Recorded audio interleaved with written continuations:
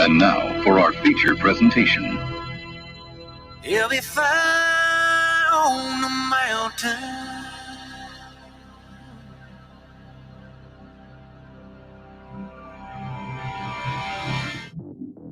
JB and Darren on the JB and Goldwater Show. Line drive right field, base hit. South Carolina wins the College World Series.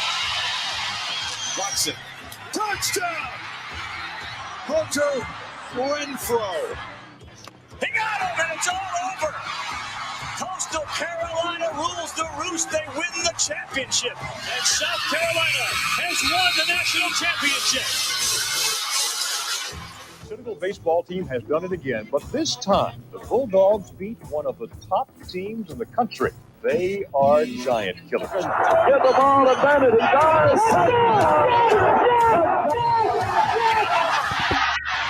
Gamecocks are in the Final Four.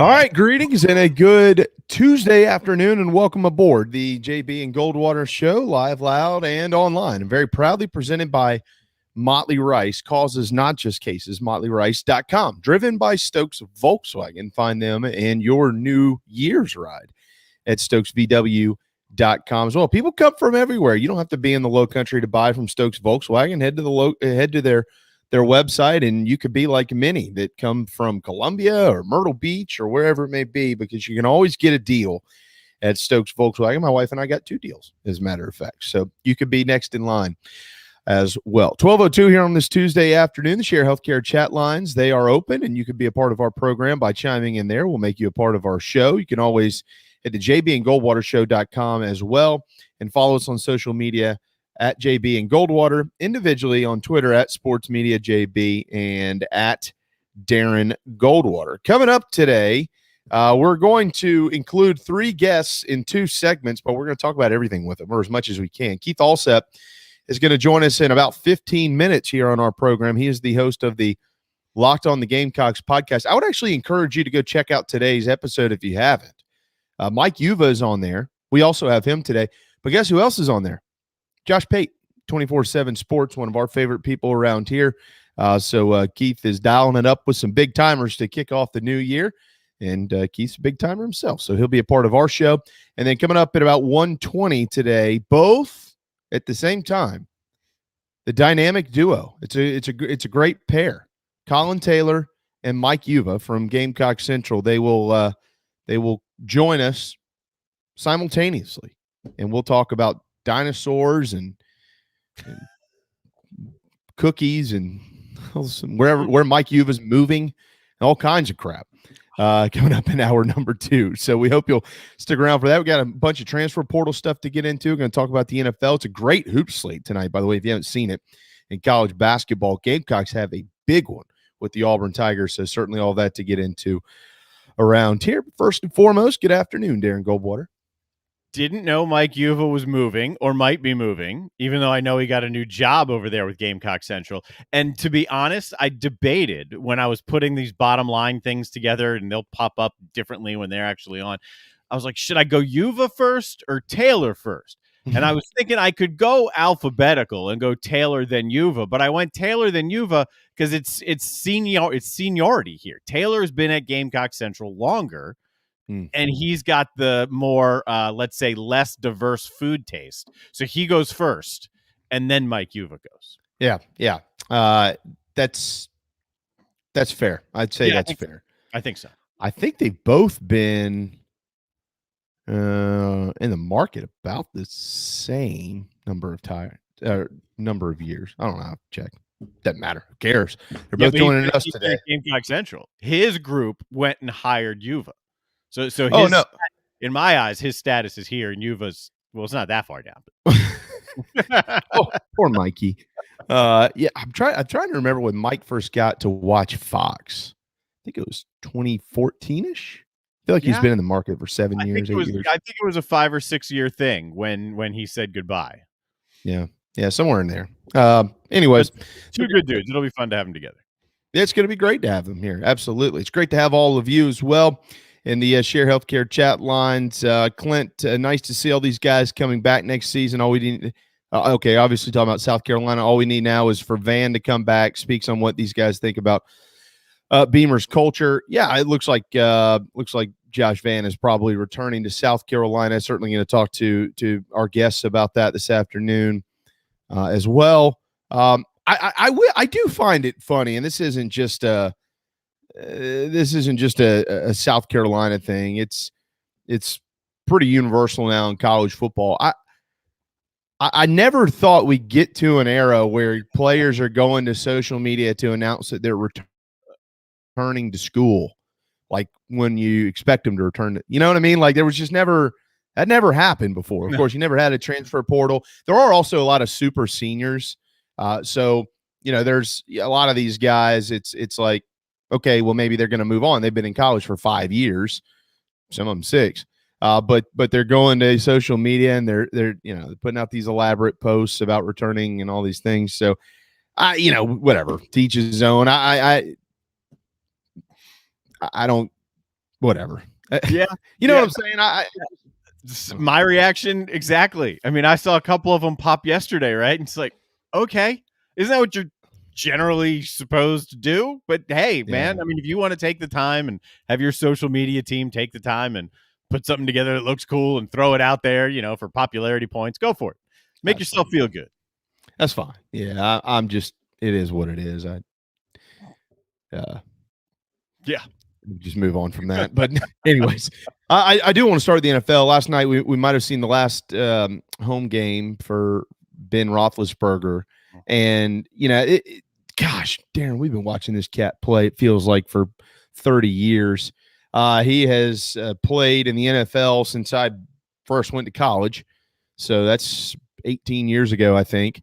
In my opinion, he is a no doubt surefire first ballot Hall of Famer.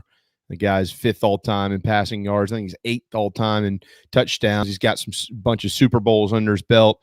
But it was really, really neat to see it. He didn't have a great night, although his leading receiver was Ray McCloud, former Clemson Tiger.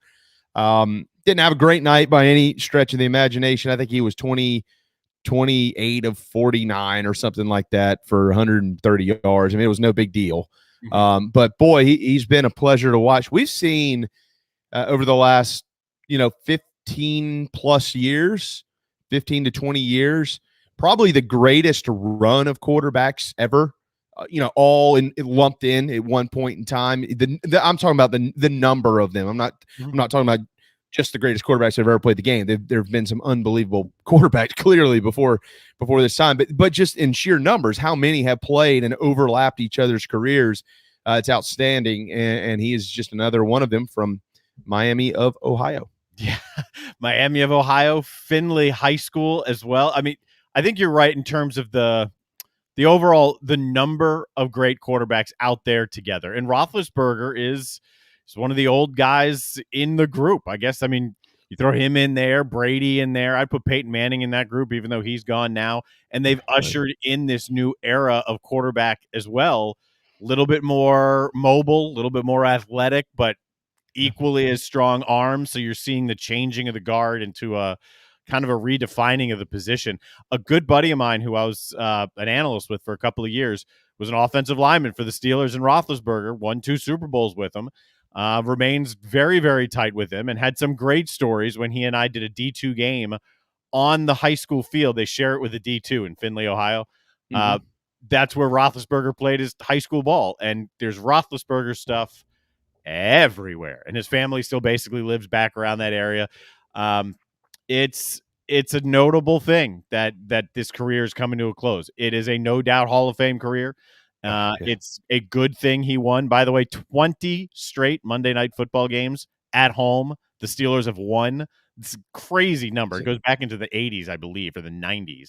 And it's fitting, right? The headline I read that made me laugh was also funny, kind of like a slap fight. It was a gross game, but fitting. He should go out on top at home. It's a good way to describe it. It was, I'd say, a pretty gross game. Yeah, the Steelers in order to get into the playoffs, they need to win this next game, and Indiana needs to lose, and Las Vegas and the Chargers, that game cannot end in a tie. Yeah, just for everybody who's interested. So as long as somebody wins or loses that game, Darren, and Indiana loses, the Indianapolis loses, the Colts, Pittsburgh, and they win, they'll get in. So it could theoretically happen, right? So how about this? If let's say the Colts lose, and then Vegas and what'd you say? Chargers, right? The Chargers, yeah. Yeah. So Vegas and the Chargers are out there. They're both in if they tie. Right. If one wins, they're in and the loser's out. Just all right. Let's tie and let's play scoreless overtime and let's both get into the playoffs. And then the Steelers are just sitting over there. That's a conceivable scenario. It's probably not going to happen, but it's possible. God, could you imagine anybody that was betting on all of this would just lose it if they just let each other keep scoring and just tied the ball game? I don't think that would happen. It'd be the biggest debacle we've seen in forever. But so I guess theoretically there's still, I guess, a way that Roethlisberger could get another home game if things really fell in his lap down the road into the playoffs. But more than likely, that is not going to happen. So you probably have seen him play at Heinz Field for the last time. By the way, and I know we got to get to break because we're going to get Allsep in a little early today at 12:15. But I just want to – this is just amazing. So Brady came into the league in 2001 or 2000. 2000, right? I think it was 2000. Okay. It doesn't matter. It's either 2000 or 2001. But Roethlisberger entered the NFL in 2004. Okay? So Roethlisberger is probably set to retire. Or he's going to retire. Yeah. With 417 career touchdown passes. All right? Everybody follow me here? 3 basically less seasons than what Tom Brady has played. 3. And Brady's still going to play. Brady's thrown for 621 touchdown passes. Over 200 more. Mm-hmm. And in basically 3. I know Roethlisberger's had a couple bang-ups here and there, but over 200 more touchdown passes. And this cat's going to keep playing for maybe another couple of years in the NFL. Drew Brees is already retired. He's 50 behind Brady. Manning is retired. Favre is retired. Rodgers is still playing, but he's at 447, so he's a little under 200 behind Tom Brady. And I really don't see Aaron Rodgers extending his career like Brady has. I think at some point in time he's going to say, forget it. I just want to go live on the beach with whatever woman he chooses, I guess. Mm-hmm. And then who's left? Rivers out. Marino's out. Roethlisberger's out. Matt Ryan never going to get there. He's almost out. Eli done. Frank Tarkenton, as far as I know, he's not still playing. Matthew Stafford is never going to catch him. He's at 320, and it's not even close. Elway, Moon, Unitas, Russell Wilson, he won't ever catch him either. It's just not going to happen. Vinny Testaverde, Joe Montana, Dave Craig. So when you talk about, I don't want to say this just yet because the NFL continues to evolve, right? I mean, there's more passing and the game's always changing and things like that, Darren. But we often talk, I say I'm talking about the sports world, about unbreakable records. Mm-hmm. And this is never a record that gets brought into the conversation for a multitude of reasons, mainly because it continuously gets broken. But Brady's going to put some real distance between himself and literally everybody else who's ever played or is playing the game. So this might not be a true unbreakable record just yet, but it also might be a record that isn't even sniffed for another 10 or 15 years, and that might be a Pat Mahomes or something like that who's still playing, but it's not even close to getting touched for a long, long time. He could stop right now, and it won't be close to being touched for a long, long time, because it's not just you got to be excellent, and I'm talking Hall of Fame excellent for an extended period of time. Your team also has to be winning a lot. You've got to be going deep into the playoffs regularly. You've got to stay healthy. There's so much more that goes into the easy name is, well, maybe Mahomes one day. You see the style Mahomes plays. You think he's going to stay healthy enough to play until he's, I don't know, name the number wherever Brady's going to go till. No, Like, I don't think anyone realistically thinks that. It's a number right now. Who knows where it's going to go? Right now, it is virtually untouchable in my eyes. I agree, man. I see David said Lamar Jackson. He won't get there. I don't think he will either. That's the thing, is if he stays healthy, he has a chance. And I just don't know. Pat Mahomes is the one guy that keeps surfacing truly at the top of my mind. I'm not an expert. But are you going to stay healthy? Because the reason Brady's here is not only that he's playing into his 40 whatevers, it's because he's been healthy throughout his career. He's only missed the year with his ankle or knee. I think he's only missed one. Right, 1 year. 1 year in there. Other than that, he's a rock, man. Yeah, it's incredible. Adam says, I don't think many records are unbreakable, but I really think you need a QB to run an air raid type offense in the NFL to even catch Brady. I do think there's one record that's unbreakable, Adam. I do think there's one. Cal Ripken's. Mm-hmm. Baseball has changed, and it won't happen. So Cal Ripken, the consecutive game streak, I just don't. That's never going to happen. No. 12:16 Tuesday afternoon. Time for a timeout. When we return, Keith Allsep's going to hop on board as well, right here on the JB and Goldwater Show, driven by Stokes Volkswagen.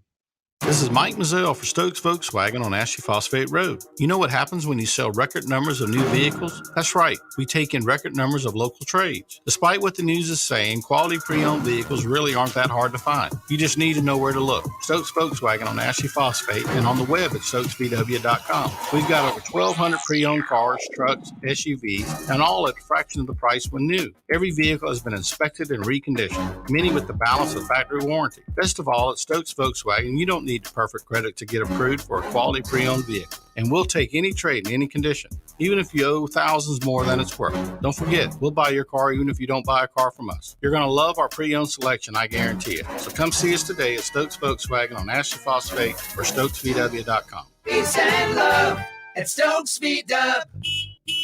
Negative trade equity financed a new loan, subject to lender approval.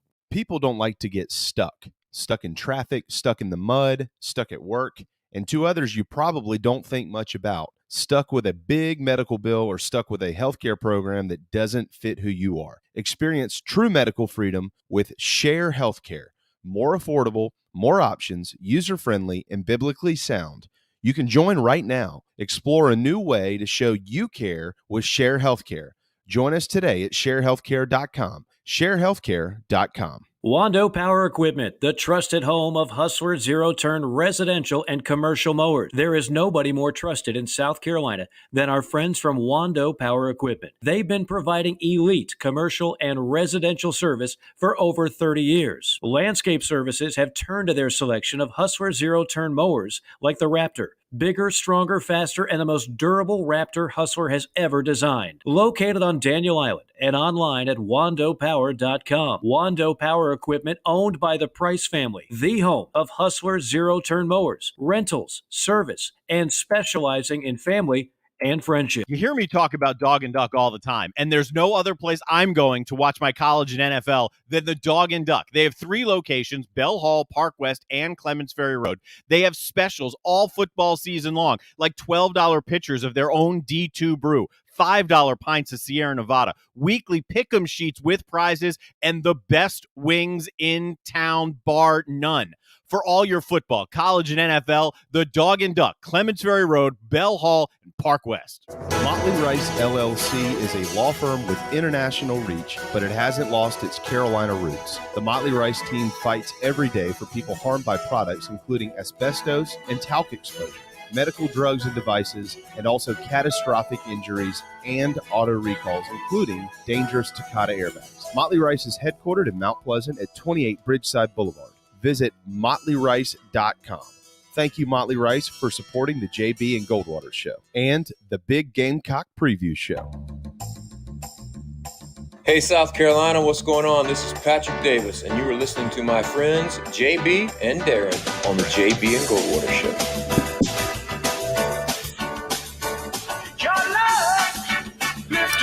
My man Patrick Davis. Just caught up with him the other day. You know what? This is going to surprise all of you. He's doing very well.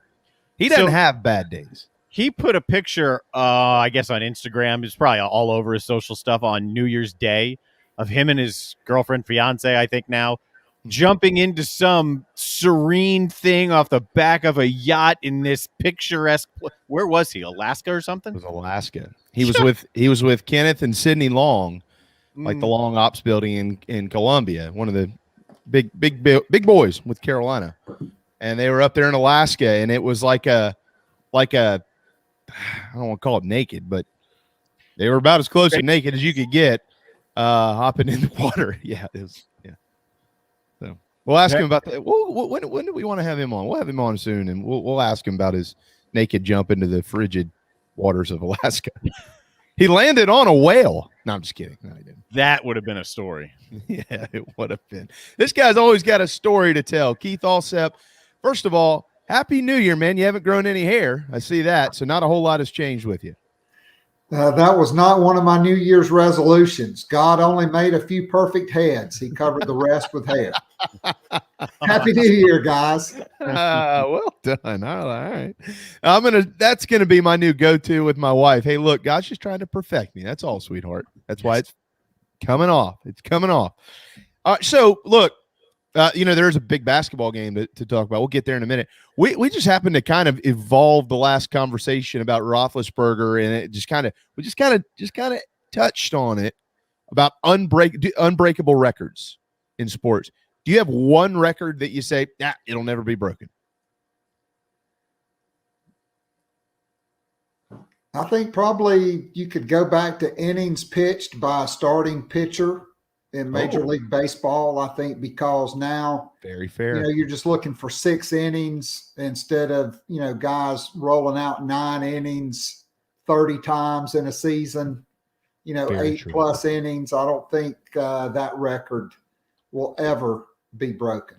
That is I hadn't thought about that, and I'm a baseball guy, so you're certainly smarter than I am. Yeah, Cy Young's 511 all-time wins, that's probably never going to be broken, guys. Yeah, probably. Yeah, that's pretty safe. I think that's – dude, aren't we struggling to get to 300 right now? I mean, who's getting 5? Hey, boys and girls, 300, there's going to be a time in the future, not going to be there anymore, unless baseball changes its rules from 5 innings and backs it up. Maybe to 4 or something like that, to where you can qualify for a win with less innings pitched. But I don't know if they'll do that or not. No, yeah, I agree. You look at some games, right? Like even in the playoffs, when they use they go out, they call him, and not really a starter, but just I don't even know what you call it, but they bring a guy in just to pitch an inning, and then they bring in another guy who maybe pitches 3 2/3 innings and gets through, or maybe 2 2/3 innings, because he's second, third, maybe 3 innings. He gets through the 4th inning, and you got a 5-0 lead, and then a guy comes in and gives up 2 runs in the 5th inning. He technically is the winning pitcher. Mm-hmm. I think you have to re-examine that, on the positive side for National League pitchers. And for, the world champion Braves, is you're getting ready to take a lot of decisions out of baseball. If you go with that permanent DH, that could allow pitchers to maybe pitch, more innings, or maybe they'll have it to where, hey, when your starting pitcher, once he goes out, the DH is gone also. Well, that's a good point. Now let me throw this wrinkle in here, because before the break, Darren and I both agreed that the consecutive game streak that Cal Ripken owns will never be broken. There's nobody, the only person right now I could even think of in baseball that's even in the stratosphere of that, by the way, is a Gamecock. It's Whit Merrifield, but he won't break it, or he won't come close to breaking it. Nobody will. But hold on now. Because of a universal DH, what if somebody out there says, you're 20 years old, I'll tell you what, you're just going to DH literally your whole career. Would that be fair? Like, he still would miss a game. I agree. He'd still get hurt. And no, that's not fair at all. That's what I'm going at. I agree with you, Darren. I don't think anybody won't miss any games for moving forward. it's totally changed. But like, do you think, because technically it counts, like, do you think that would be fair to play in all those games just by virtue of DH and break Cal Ripken's record if that could ever happen? I don't think that's fair. No, you can have your own DH record if you do that, but you're not taking Ripken's record from him. Well, I mean, what the guy about who was George born in Blanda? Baltimore, and that was the team I grew up closest to. No, and any baseball fan, no. Here's your own record, DH. Do what, Keith? What about George Blanda? I mean, he was a kicker, right? He just kicked till he was like 46 years old. Yeah, I mean, but it's still apples and oranges. I mean, like what Ripken did, that's just unbelievable. He played through everything. Nothing stopped him. I mean, Parker White, 59 games. Yeah, Parker White is that's a Brad Johnson. I mean, segue to South Carolina, all these guys coming back for their 6th year playing in all these games now. Couple more years, they'll get to 3,000. They're almost there. Yeah. That's right. Yeah. Brad Johnson, 3,001 games at South Carolina. Starting linebacker when he's 46 years old in the SEC, which could happen the way that rules are changing. Before we get to football, Keith Allsep, host of the Locked on the Gamecocks podcast, which I haven't listened to it yet, but today's episode is sure to be spectacular if you haven't followed along. Very blessed to get those guys on. Josh Pate, the best of the best. Yeah. To me, he's Mr. SEC football. It's not really Tony Barnhart. It's Josh Pate, and then Mike Uva. I can't wait to see. I've been teasing Collyn and Mike. I got to get both of those guys on together at the same time. So you're the test case today. Yeah, we'll let you know how it works out. We'll see. I'll be watching. So I'll see firsthand. Next time can we have 5 on here, Darren, or just 4? We can have 10. Oh, 10. So we need to do a whole smorgasbord one day with Allsep and Wes and Uva and JC. I mean, get all the Big Spur guys, all the Gamecock Central guys. People might not realize this. They're actually all friends. It's not like they're some rivals. And Keith and David and Sapikoff, and just let everybody take shots at each other. I'll just sit back. I don't need to say anything. Wouldn't be hard. No, I don't know what it would look like, but hey, why not? We need to have who's going to be the moderator? We Fink? Do we need to get Fink on to moderate this thing, and he can just call on people? Yeah, well, always go to the thinker. Can't go wrong with the thinker. That's right. All right, Keith. Let's slide into some hoops here. Carolina has a huge opportunity tonight against Auburn to get a big time quad 1 win. The Gamecocks, I think, where is Auburn now? It's top 10, I know, right? In the net rankings, I have 12-1. I haven't checked the net, but they got to be up there. They got to be high. Let's see with my handy dandy net book.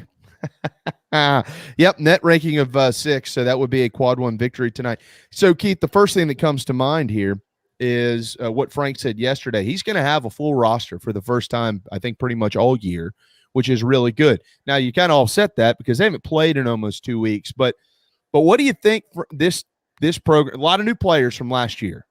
But what do you think Frank and this staff and those who have returned have learned from what they went through with COVID last season and having all those times off and things like that? How do you think maybe that's changed a little bit to be able to adjust to this period of time off with the Tigers walking into the CLA this evening?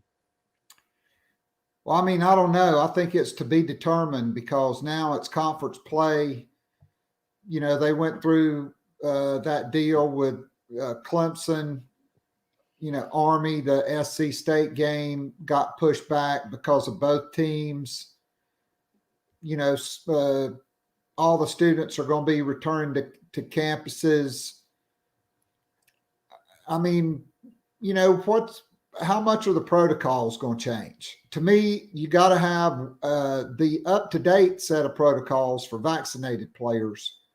And then unvaccinated players still have to go by the old protocols because, not only are they at greater risk, they put their teammates at greater risk because they are unvaccinated. So I think it's to be determined. I think with this new variant, it is much more transmissible.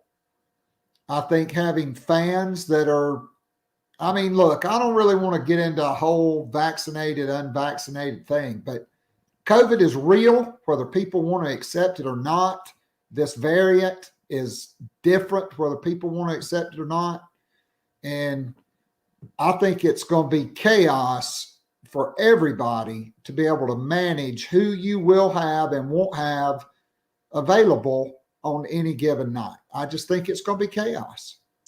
I'll say one good thing tonight, when you've been looking, as I have every day really, at the list of games and the games that should be played and then the postponements and the cancellations. And the last few weeks, really, the list of cancellations and postponement has been thick, real thick. I don't know if it's half the games, it's probably not, but it feels like a significant portion. Tonight's slate, it's only about a handful, only a couple more. So the adjustments all of the leagues have made to get them on the floor, that's a progress point, at least in terms of getting them on the floor and keeping the game moving. Right. I agree, because they're on Christmas break and they're all back and they're basically huddled up. Okay. Next week, classes are going to start. I don't know how many fans will be at the game tonight, but there'll be another team at the game tonight. How long has it been since they've been tested? Where have they been?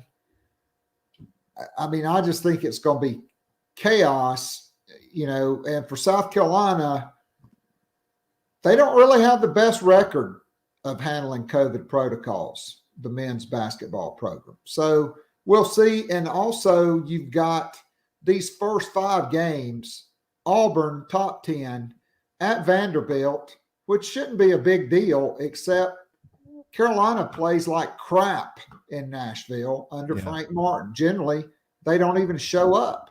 Then you got Tennessee and Knoxville. Good luck with that. And you got Florida and Arkansas.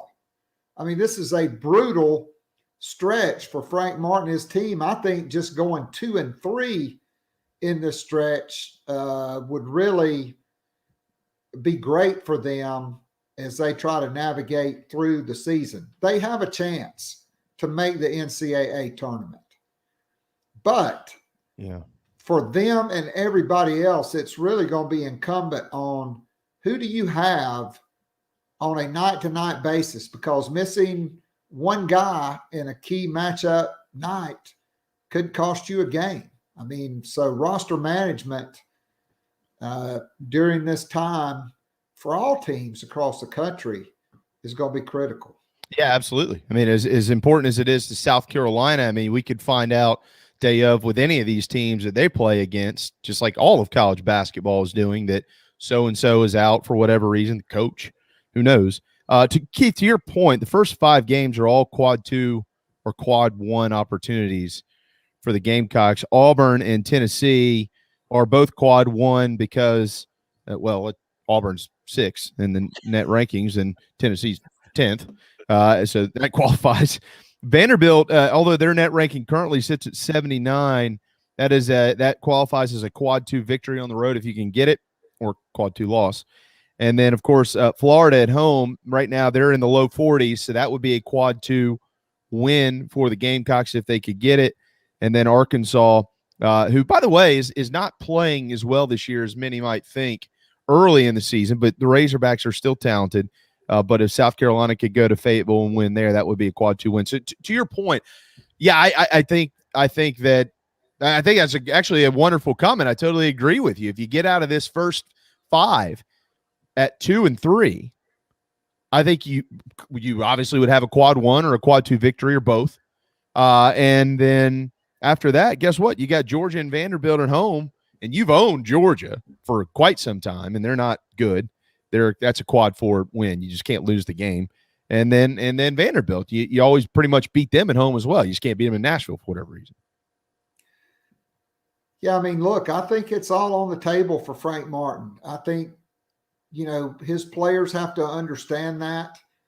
They have to resist the urge to go out to 5 points and the bars and the parties, and they have to take care of their business.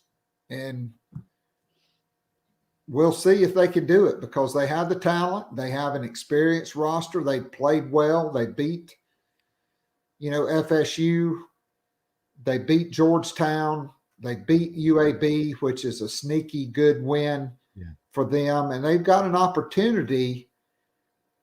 If they, you want to make up that South Carolina State game because that would have given you 10 wins, right? Then you go 9-9 in league play. Okay. Then you got 19 wins. You're 19-12, and maybe you get one in the tournament to get to 20 wins, and you're in because the SEC is probably going to be the number 1 or number 2 rated league in the net or the RPI when all is said and done. Yeah, the SEC is off to a really incredible start, and we'll see how it sustains itself throughout the season. COVID obviously will have a part in this, Keith, as you mentioned. Tonight at 6:30 on the SEC Network if you want to watch it, but of course the Gamecock Radio Network will have it with our good buddy Derek Scott on the call. Man, coverage. That guy's good. He is really good at his job. Derek, you talking about Derek? Yes. He is. Yeah, he is sensational. And he's a great person, which makes it all the better. So Derek and Casey will be on the call tonight, the judge, at 6 o'clock on the Gamecock IMG Sports Network. Quickly to the ladies, Keith, and then I do want to get to some football because it's just been nothing but good news for South Carolina on the gridiron and off the gridiron over the last couple of weeks. However, on the hardwood, the Gamecocks suffered their first loss of the season at Missouri, a tip-in with 0.1 seconds left on the clock, and they fell before rebounding to beat Mississippi State, who took the place of Ole Miss, who was out because of COVID. Next up, on Thursday night, it's LSU on the road. Kim Mulkey, your friend, down there with the 13th-ranked Bayou Bengals, looking to knock off Carolina, which would be another upset, clearly. But, Keith, it just seems like there's a little bit of a come-to-Jesus type moment here for South Carolina's women's team. They've had some jinx in the armor here and there throughout the year, but have largely been able to clear those hurdles and do what they do, which is win and beat up on everybody. But the last couple of games, they've shown some vulnerabilities. What have you seen, and what do you expect moving forward? Honestly, I think the Stanford game gave them a false sense of, well, we can just turn it on and turn it off whenever we want to. South Carolina, nobody has as much talent on their roster as South Carolina. Only South Carolina can really beat South Carolina. They did that against Missouri because they got off to a slow start. They had no sense of urgency on offense. They didn't get the ball to Aaliyah Boston early in the game. They really were god-awful defensively. Robin Pinkston put them in a lot of ball screen situations. And, even at the end, South Carolina got it to overtime. What was Zia Cook in that game? 4 for 19, and Destiny Henderson 2 for 12 from the field. They just were off, and it happens. I just don't think you're ever going to see the big win streaks like Ariema had in the early part of the decade because I just don't think kids can stay locked in. South Carolina was not locked in for Missouri. Dawn Staley would admit it. The players, if they're being honest with themselves, would admit it. They just weren't ready to play. They thought, we were down by 18 against Stanford and we came back and won. No urgency. And what it gets you, it got you an L. And quite frankly, they really weren't very good defensively against Mississippi State. Mississippi State had way more points in the paint than South Carolina did because their guards just beat South Carolina off the dribble and got layup after layup after layup. And, I realized it was quick turnaround. They didn't have the time to scout and prepare like they normally would in practice. But I also think that playing, 5 top 10 teams, 4 of which were ranked number 2 in the country, 6 top 15 teams in the non-con part of the schedule, I think that took something out of South Carolina. Then they had a layoff. Everybody's telling them how great they are, and they went to Missouri, and they just didn't play well, and they got a loss. And Mississippi State's guards did whatever they wanted to do, and so South Carolina has got to get back to playing defense, and I believe they will. And I don't think anybody was happier about South Carolina getting a loss than JC, who really wanted them to lose to Stanford so they wouldn't win 30-something games in a row going into the NCAA tournament. So, Dawn Staley said they listen the most after losses. LSU with Mulkey, the one thing her teams do is they muck it up. They play hard. They're physical. They're going to guard you. They're going to find your weakness, and they're going to exploit it just like Robin Pinkston did, and that is getting Victoria Saxton in switches on the perimeter against players that will go by her at will because she just can't guard on the perimeter. She can rebound and she can make shots close to the basket, but she can't guard on the perimeter. Yeah, it's there. Like I said, there's certainly been some chinks in the armor that they need to get cleaned up. One of the things, I think I've already seen it somewhere, Adam on our Share Healthcare chat lines, turnovers. He said you got to clean up the turnovers, which they from time to time will get those in heavy doses, unfortunately. And then Keith, I think they shot around. I think they might have been right on the mark, actually, 50% in that Mississippi State game, which was nice to see. Clearly not as challenging defensively as their previous 4 opponents, Maryland, Duke, Stanford, those type teams. But Gamecocks couldn't get past that 40% mark for a while, and they were really struggling to shoot the basketball, and a lot of layups they seemingly miss, which happens a lot from time to time in Columbia. You can't do that in this league, especially when you go on the road. You got to get it cleaned up. I don't understand why they miss so many layups. I don't think Dawn Staley understands.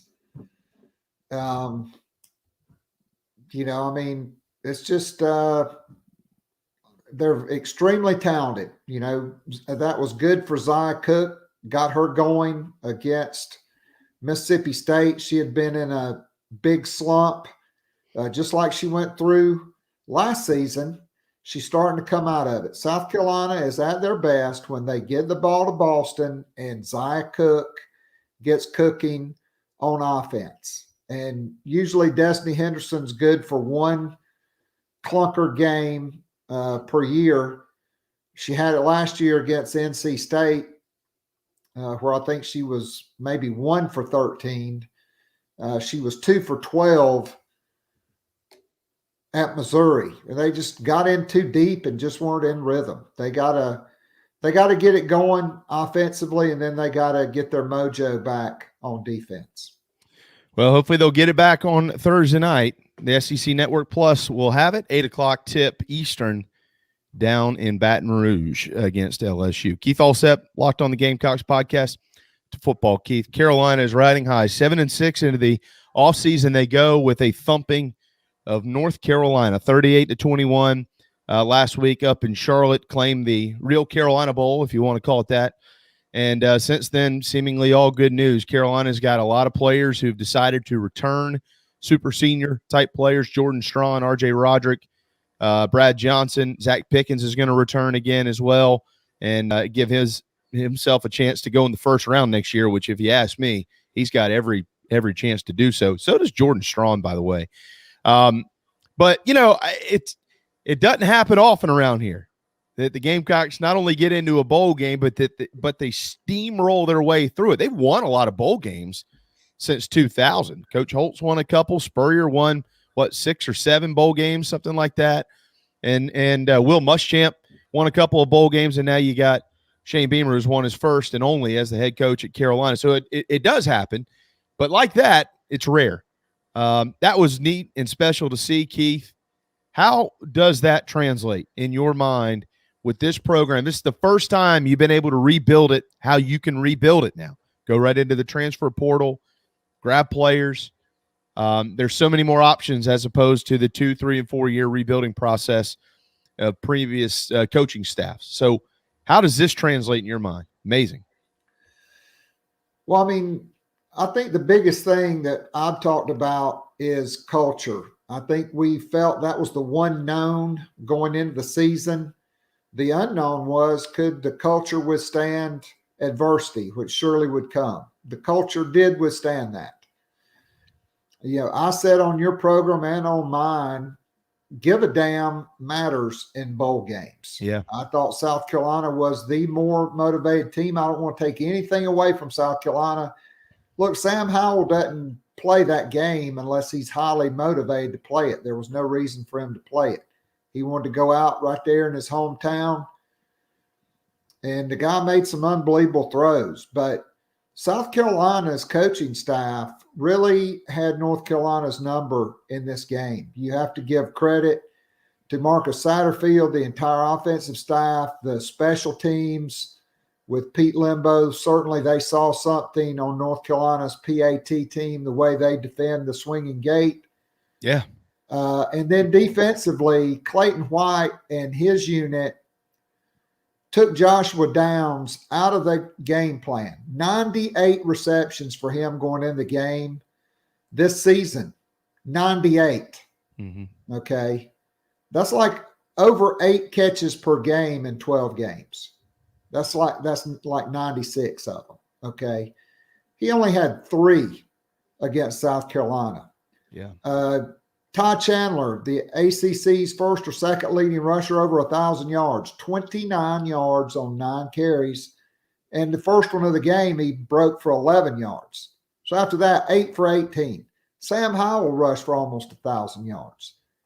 Nothing. 4 sacks. 1 of 10 on third down. And to me, it wasn't just that South Carolina's offense was scoring, because the one thing North Carolina can do, they can score. They beat Wake Forest 58-55. They outscored opponents. Those 2 red zone possessions in the second quarter by South Carolina's defense, when they held them, is 18-7. North Carolina's in the red zone. They held them to a field goal, 18-10. South Carolina then goes down the field. Juju McDowell, 35-yard touchdown. Boom, 25-10. 2 minutes and change to go in the half.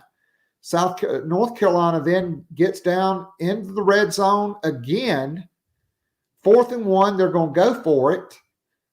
We won't know if they made it or not because they jumped, and it was 4th and 6, and they had to kick a field goal. But those 2 big stops by South Carolina in the red zone, and then the total domination on the ground in the second half, Kevin Harris, that offensive line, everything. It was just a total domination by South Carolina in all 3 phases of the football game.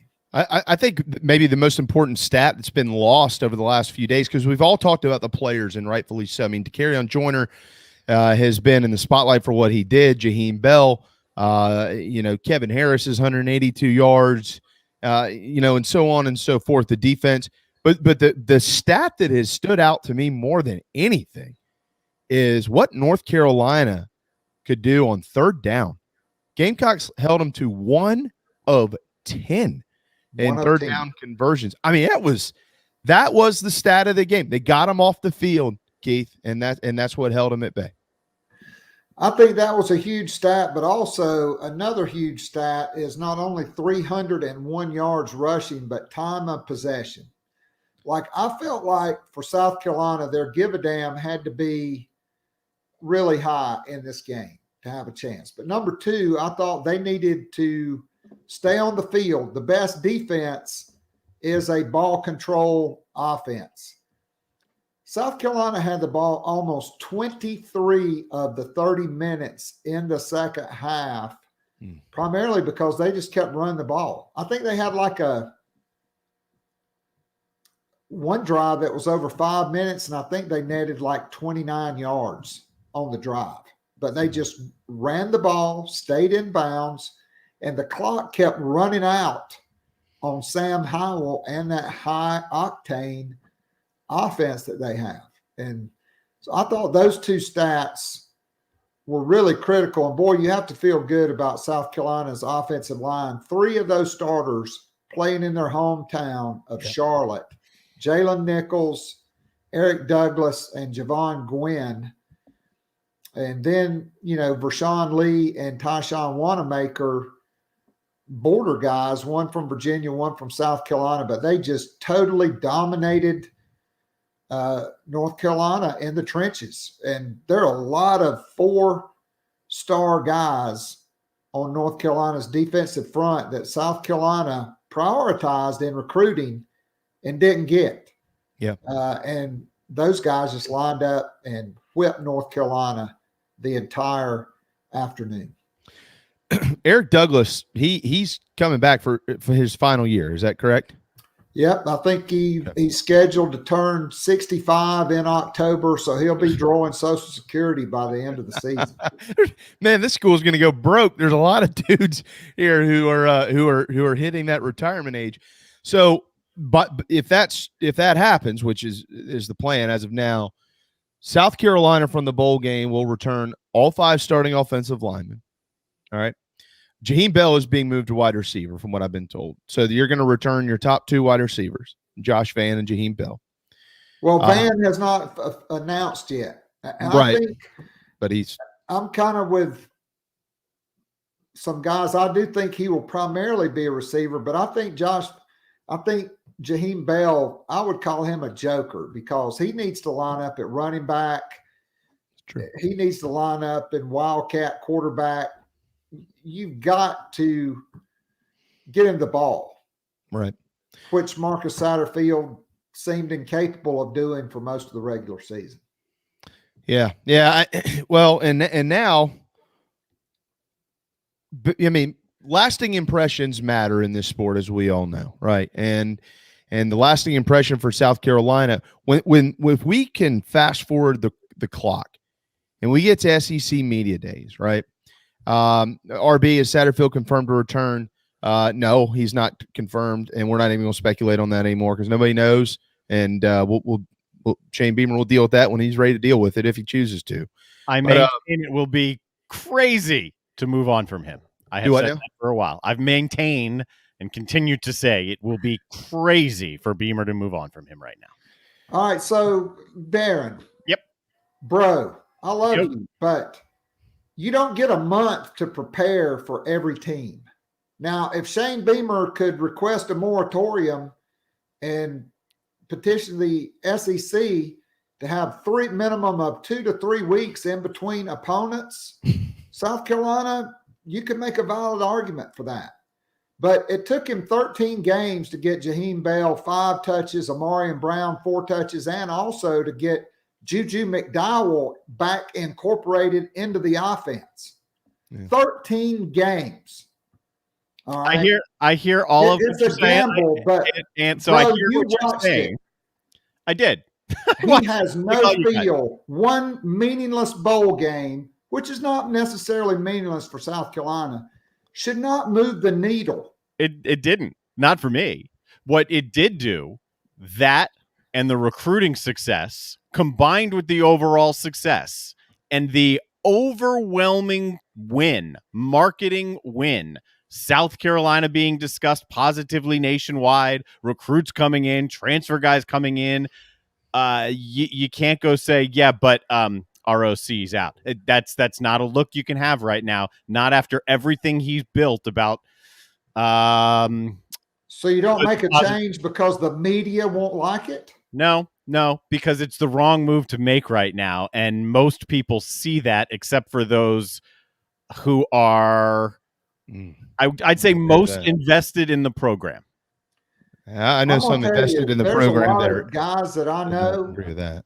Well, no, I think the people invested in the program don't see it as much as the outside view. I think the outside view is a much more heavy lean on, guys, you've got to relax. And the inside view is, oh my God, we did great, but think about how much better we could have done. Yeah, but I'm not talking about the fans. I don't care what the fans say. I don't care what any of these fans say. I don't care. They shouldn't care what I say. I'm talking about program. Yeah, I'm talking about in the program. If those are real issues, yeah, they got to figure it out. Those are real issues. That's why people inside do have a different view than people on the outside. Okay. And RB, 116 out of 130 on offense. That didn't change. Now, look. You didn't have a competent quarterback either. Spencer Rattler, Austin Stogner in the revolving quarterback door, and Nick Muse out. That's a net plus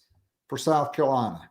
Jaheim Bell, Amarian Brown, Juju McDowell. Will you continue to get those guys involved?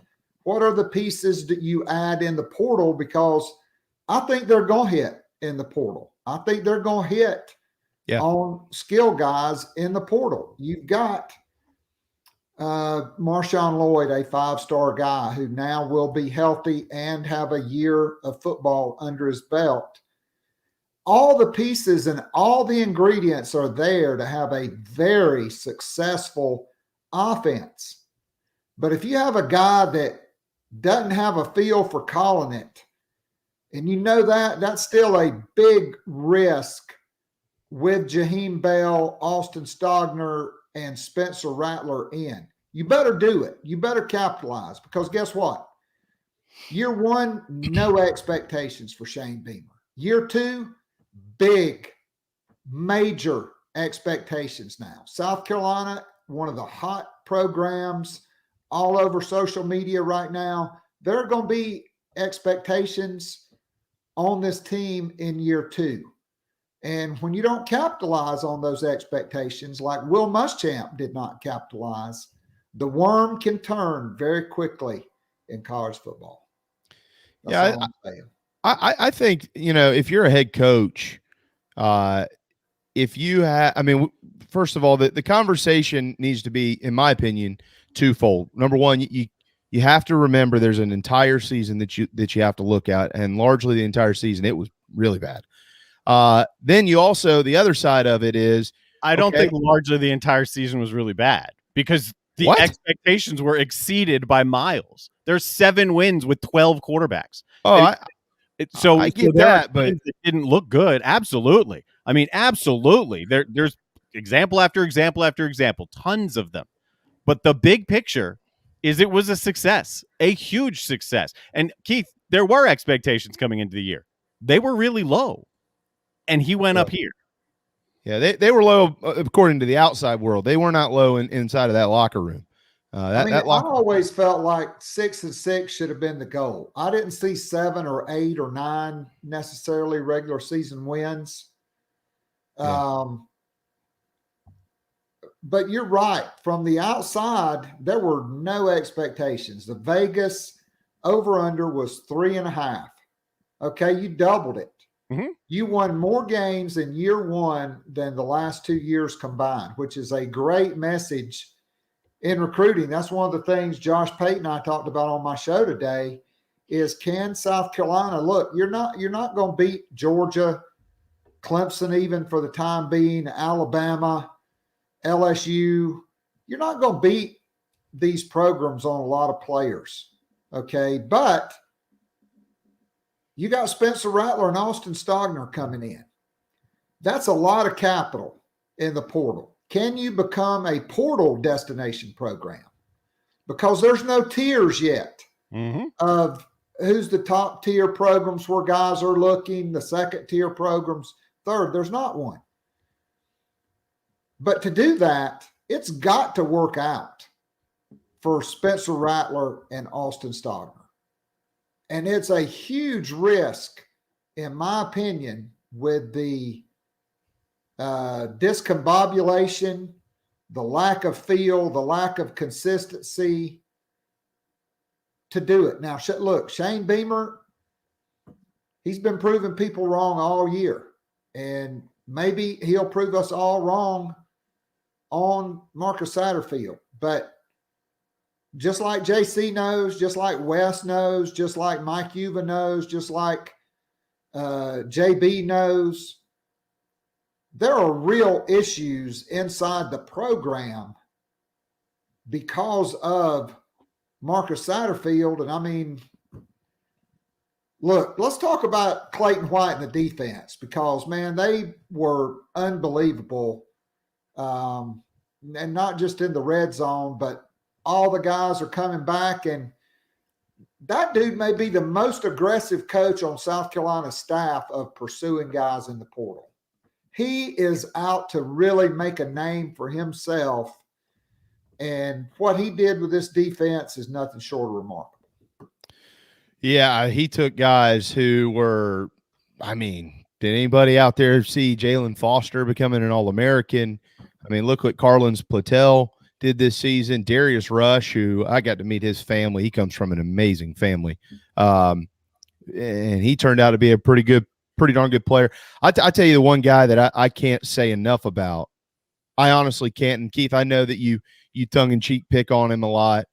But Damani Staley is a kid that if you go back, I mean, look, Damani Staley is not a top-tier SEC linebacker.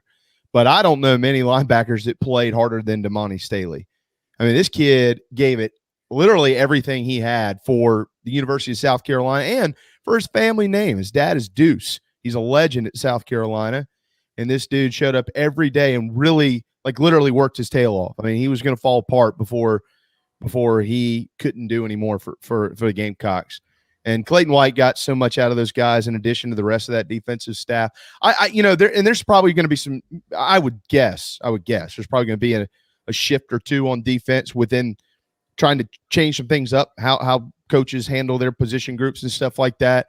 I just think, and it ties into Marcus Satterfield, if you're Shane Beamer and you have an opportunity to upgrade your staff, you do it. Always. You have to. That's how you keep up with the Joneses in college football. You don't just stay stagnant because of a recruit or a player or whatever some talking head thinks. Like, if you can upgrade yourself, you do it, no matter where that upgrade comes. And if guys are getting better and you're willing to give them a chance to continue to get better as coaches, just like you do with players, then you do that too. If guys are getting worse or they never get better, probably need to upgrade them. So I think the next month or so, a lot of this stuff is going to really start to iron itself out. Yeah, I agree. I mean, look, I think South Carolina probably needs a full-time linebackers coach. Clayton White played linebacker in college, but he's coached secondary virtually his entire career. That's what he's best at. Quite frankly, I don't want my coordinator coaching an entire position group. I want a full-time coach that specializes in coaching that position group. And, Torian Gray and Clayton White both worked with the secondary, and you had, I think, about a 5'9", 165-pound GA coaching linebackers all year. Yeah. And, I mean, look, I don't think it would have mattered if you would have had, I don't know, whoever's the best linebacker coach in the country coaching Damani Staley and Brad Johnson. There's only so much blood you can squeeze out of a turnip. And those guys gave it all they had, but they are not ideal. We saw it in the run game. We saw it in coverage. And I think if you're South Carolina, yeah, you love that Sherrod Green and Brad Johnson are coming back, but I really think you'd probably prefer a younger guy and maybe a portal guy to start. And Brad Johnson could kind of be like what they wanted to do with Damani Staley this year, which was play him about 15 snaps per game, and he could be on all special teams. And then with Brad Johnson, he can rush the passer because he's pretty good at it. Yeah, I mean, to kind of put a bow on it, Darren, clearly, right? We've blown through this break, so we'll just walk Keith through the next few minutes, and then we'll hit a break and get to Mike and Collyn, our dynamic Gamecock duo up there in Columbia. As you kind of we've said the phrase "big picture" a couple of times, and I think that's important here because we're only about a month from preseason predictions for 2022. Haven't y'all paid attention? In February, everybody starts predicting everything that's going to happen next year. But you're look, Jabari Ellis leaves, and I thought he played just as well as he could. So props to him for what he did. We all know about JJ Enagbari and how tremendous he's been for the Gamecocks in his time. Guys, that's it on the defensive line. I mean, you're going to return 5-star Jordan Birch, who his name will be circled next year. That's going to be the guy that everybody's going to look at, regardless of anybody else who's on the defensive side of the football and what they've accomplished. It doesn't matter. It's Jordan Birch. You signed Jordan Birch to come in here and be a top 10 type pick. That's why he was the second-ranked player in the country. That's why he was compared to all these great defensive ends. So this is going to be his defensive line, so to speak. And then Zach Pickens, you'll start 2 5-star guys. By the way, that's 2 of the 4 highest rated players you've ever signed. The other 2 are named Jadeveon Clowney and Marcus Lattimore. So both of those guys are going to be back next year. Jordan Strawn, and on and on and on. The list, Keith, you know all these other guys, Hemingway and Huntley and yada, yada, yada, TJ Sanders that will fill in that defensive line. You return every starter on your offensive line. You're adding Spencer Rattler to this. You're bringing back, without Jalen Foster, your whole secondary. You're bringing back the 2 starting linebackers, regardless of what we have seen out of them. The rest of the world is going to see, my God, they're returning everybody. And to your point, Keith, there will be expectations when they get to media day in July. Georgia's going to be the top dog again in the East. And there's going to be some people wishy-washy on Florida because it's year 1 under Napier, and they're coming out of a struggling season. But you can mark my words right now, Kentucky will be the next team that's talked about, but it'll then be Tennessee and South Carolina as to who is going to be the surprise team in this league based on what they return under second-year head coaches. And so the spotlight's on them, and the players, they seemingly understand that, and they're all returning. Yeah, I mean, look, don't leave out Rick Sandage, who was playing the best football of his career and in the best shape of his life going into this season. You know, he will return as well. I mean, you've got a lot of talent. You know, Nicholas Barrett is another guy that came in out of Goldsboro, North Carolina, that was already bench pressing over 400 pounds, who's just a grown-ass man. I mean, they are not going to be lacking for bodies. You'd probably like to add another pass rusher because you don't really know past Birch and Jordan Strawn, but they are going to return basically everybody from the bowl game except Damani Staley that started, plus Cam Smith, who's your best corner, and Jalen Foster. You lose him. Offensively, Josh Vann comes back. Obviously, enter Spencer Rattler and Austin Stogner net plus on that. You know, you've got plenty of talent at running back. You know, Kai Kroger's back. Mitch Jeter will replace Parker White.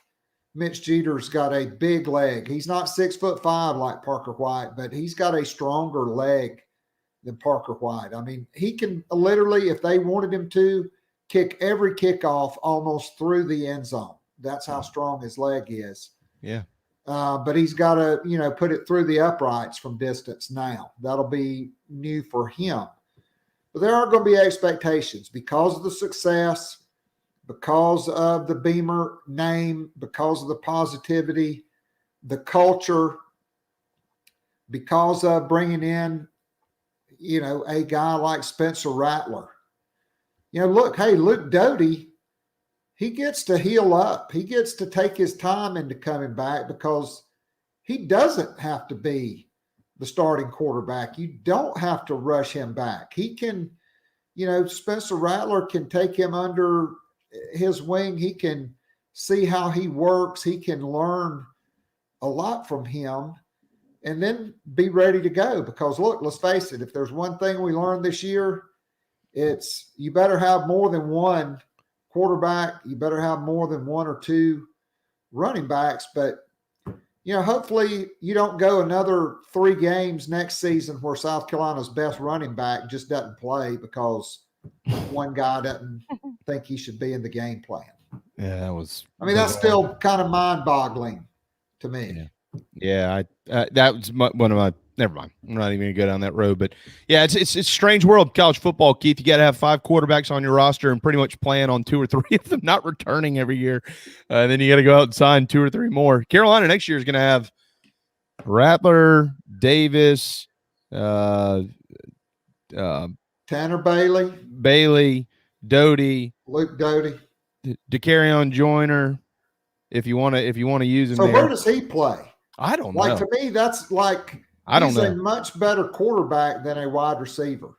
Granted, I'll be honest. I don't like saying this because of who I pull for, but if I was to carry on Joyner, I would transfer and go play quarterback somewhere. I wonder what he wants, because if that's what he wanted, he probably would have done it already. Absolutely. If I was him, and I was stuck, right, then I probably would have gone already. And I think that's what made the bowl game so special to him, that he did stick around and then got this opportunity. So I don't think he's an SEC caliber quarterback, even though I think he's a great kid. I don't think he's a great receiver either. I don't know where he fits in. Maybe what's best for him is a transfer to play whatever position, but I don't know what he wants. I think he wants to stay. Yeah. Look, I think if you're DeCarrion Joyner, you've now proved everybody wrong. Kurt Roper, who didn't think you were a quarterback, Will Muschamp, who wanted to move you to safety, Shane Beamer and Marcus Satterfield, who wanted to make you a wide receiver. You've proven to everybody on the biggest stage for South Carolina football, you were wrong. Look what I did. 9 for 9, 160 yards, the 3rd play of the game. Boom! 69-yard touchdown. 10 carries, 64 yards. Read the zone read, made key plays, made beautiful runs to move the sticks and extend drives, managed the game to perfection, managed the game great in 2019 in Athens when South Carolina upset number 2 ranked Georgia, kept them out of the playoff that year. He didn't make a mistake. And so for him at this point, he could leave having said, I proved to everybody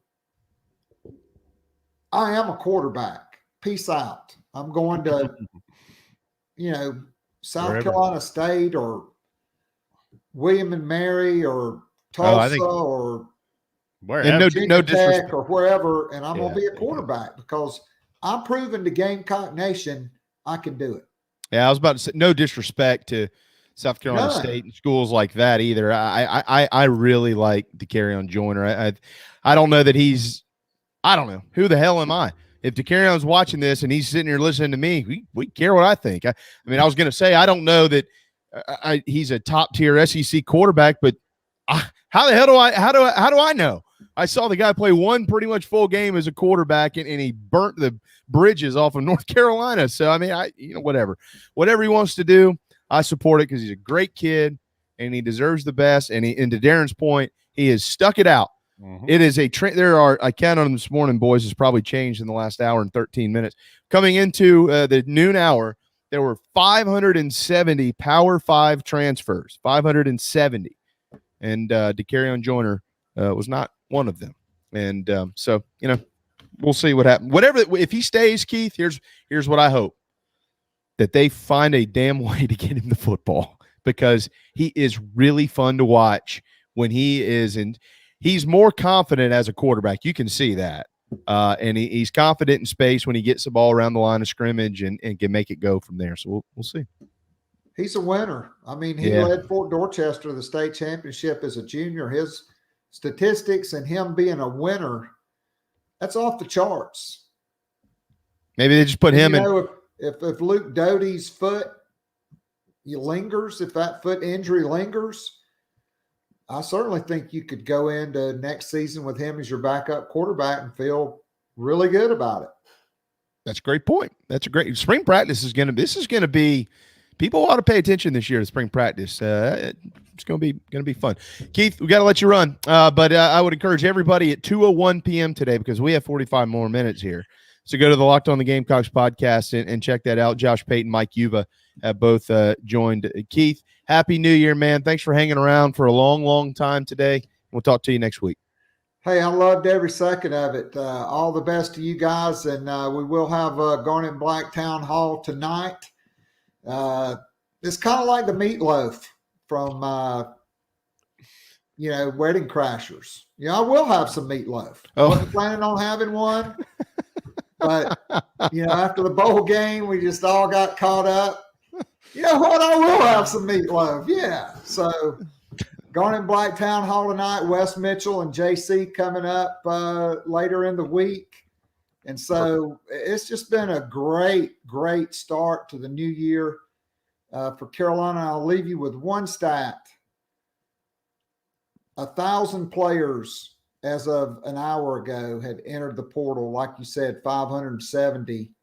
And so that stat, and then fourth quarter offense in the bowl game. North Carolina, 22 yards. Yeah.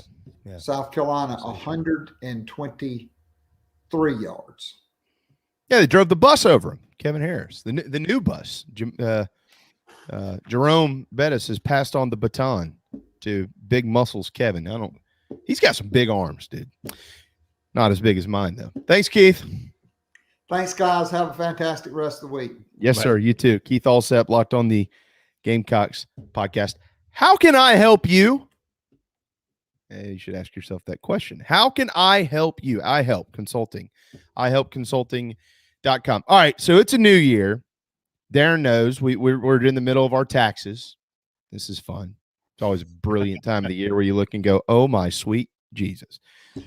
And you're pulling up all your numbers. I've got my management report right here. And you go, wow, how can I save X number of dollars from bank charges and fees, from utilities, credit card processing fees? If you just listen, Adam, Will, all of you guys who are on here with us every day. Meredith, I saw you too. You know plenty of business owners.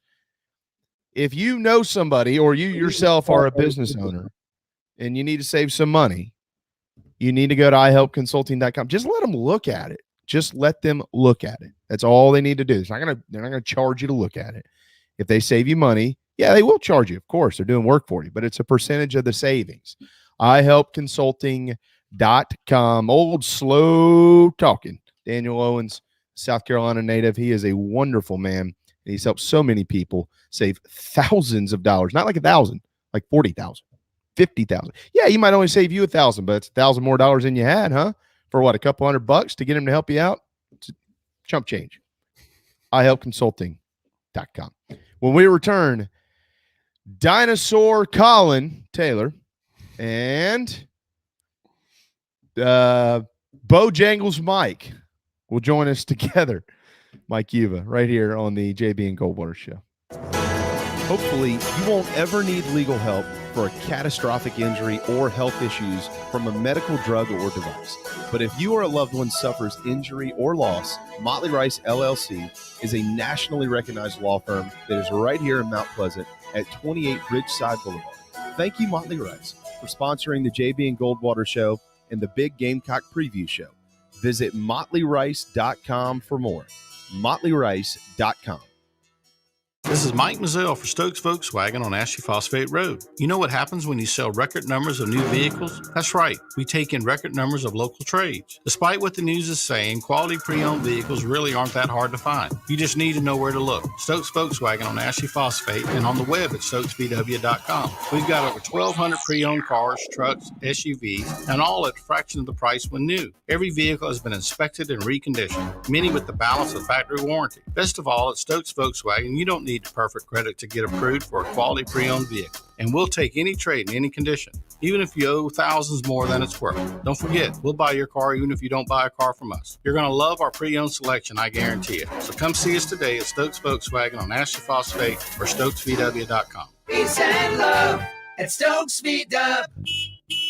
Negative trade equity financed a new loan, subject to lender approval. Wando Power Equipment, the trusted home of Hustler zero-turn residential and commercial mowers. There is nobody more trusted in South Carolina than our friends from Wando Power Equipment. They've been providing elite commercial and residential service for over 30 years. Landscape Services have turned to their selection of Hustler zero-turn mowers like the Raptor. Bigger, stronger, faster, and the most durable Raptor Hustler has ever designed. Located on Daniel Island and online at wandopower.com. Wando Power Equipment, owned by the Price family, the home of Hustler zero-turn mowers, rentals, service, and specializing in family and friendship. Family vacations, a new car, a new boat, all cost money, but you don't necessarily have to make more to afford any of that if you can save cash that's flying out the window now. iHelp Consulting can help you finally get the kids to Disney World, upgrade the minivan, or drop that new boat in the water next summer. Let Daniel and iHelp Consulting consult with you. No fees, just savings. You pay them a percentage of those savings. Save on essential services, credit card fees, you name it. Let them find it. These folks are incredible. iHelpConsulting.com. How can I help you? You hear me talk about Dog and Duck all the time, and there's no other place I'm going to watch my college and NFL than the Dog and Duck. They have 3 locations, Bell Hall, Park West, and Clements Ferry Road. They have specials all football season long, like $12 pitchers of their own D2 brew, $5 pints of Sierra Nevada, weekly pick'em sheets with prizes, and the best wings in town, bar none. For all your football, college, and NFL, the Dog and Duck, Clements Ferry Road, Bell Hall, and Park West. All right, guys and gals, we all know it's the holiday season and you've opened up your playbook for gift giving. Don't dig too deep because I have the perfect stocking stuffer for your favorite teammate. Gift cards and baskets from 3 Seeds Wellness Studios in West Ashland. Luckily, my wife doesn't listen to our show or she would know what Santa's delivering from the North Pole. Check out 3seedswellnessstudios.com for gift cards and their retail store and have their elves stuff a gift basket full of holiday magic. 3 Seeds Wellness Studios, 3seedswellnessstudios.com to score this holiday season. Okay, what's going on today, huh? Anything to talk about? All right, greetings and a good Monday afternoon. Greetings and a good Tuesday afternoon. Greetings and a good Wednesday afternoon, and welcome aboard. All right, greetings and a good Thursday afternoon. Greetings and a good Friday afternoon, and welcome aboard.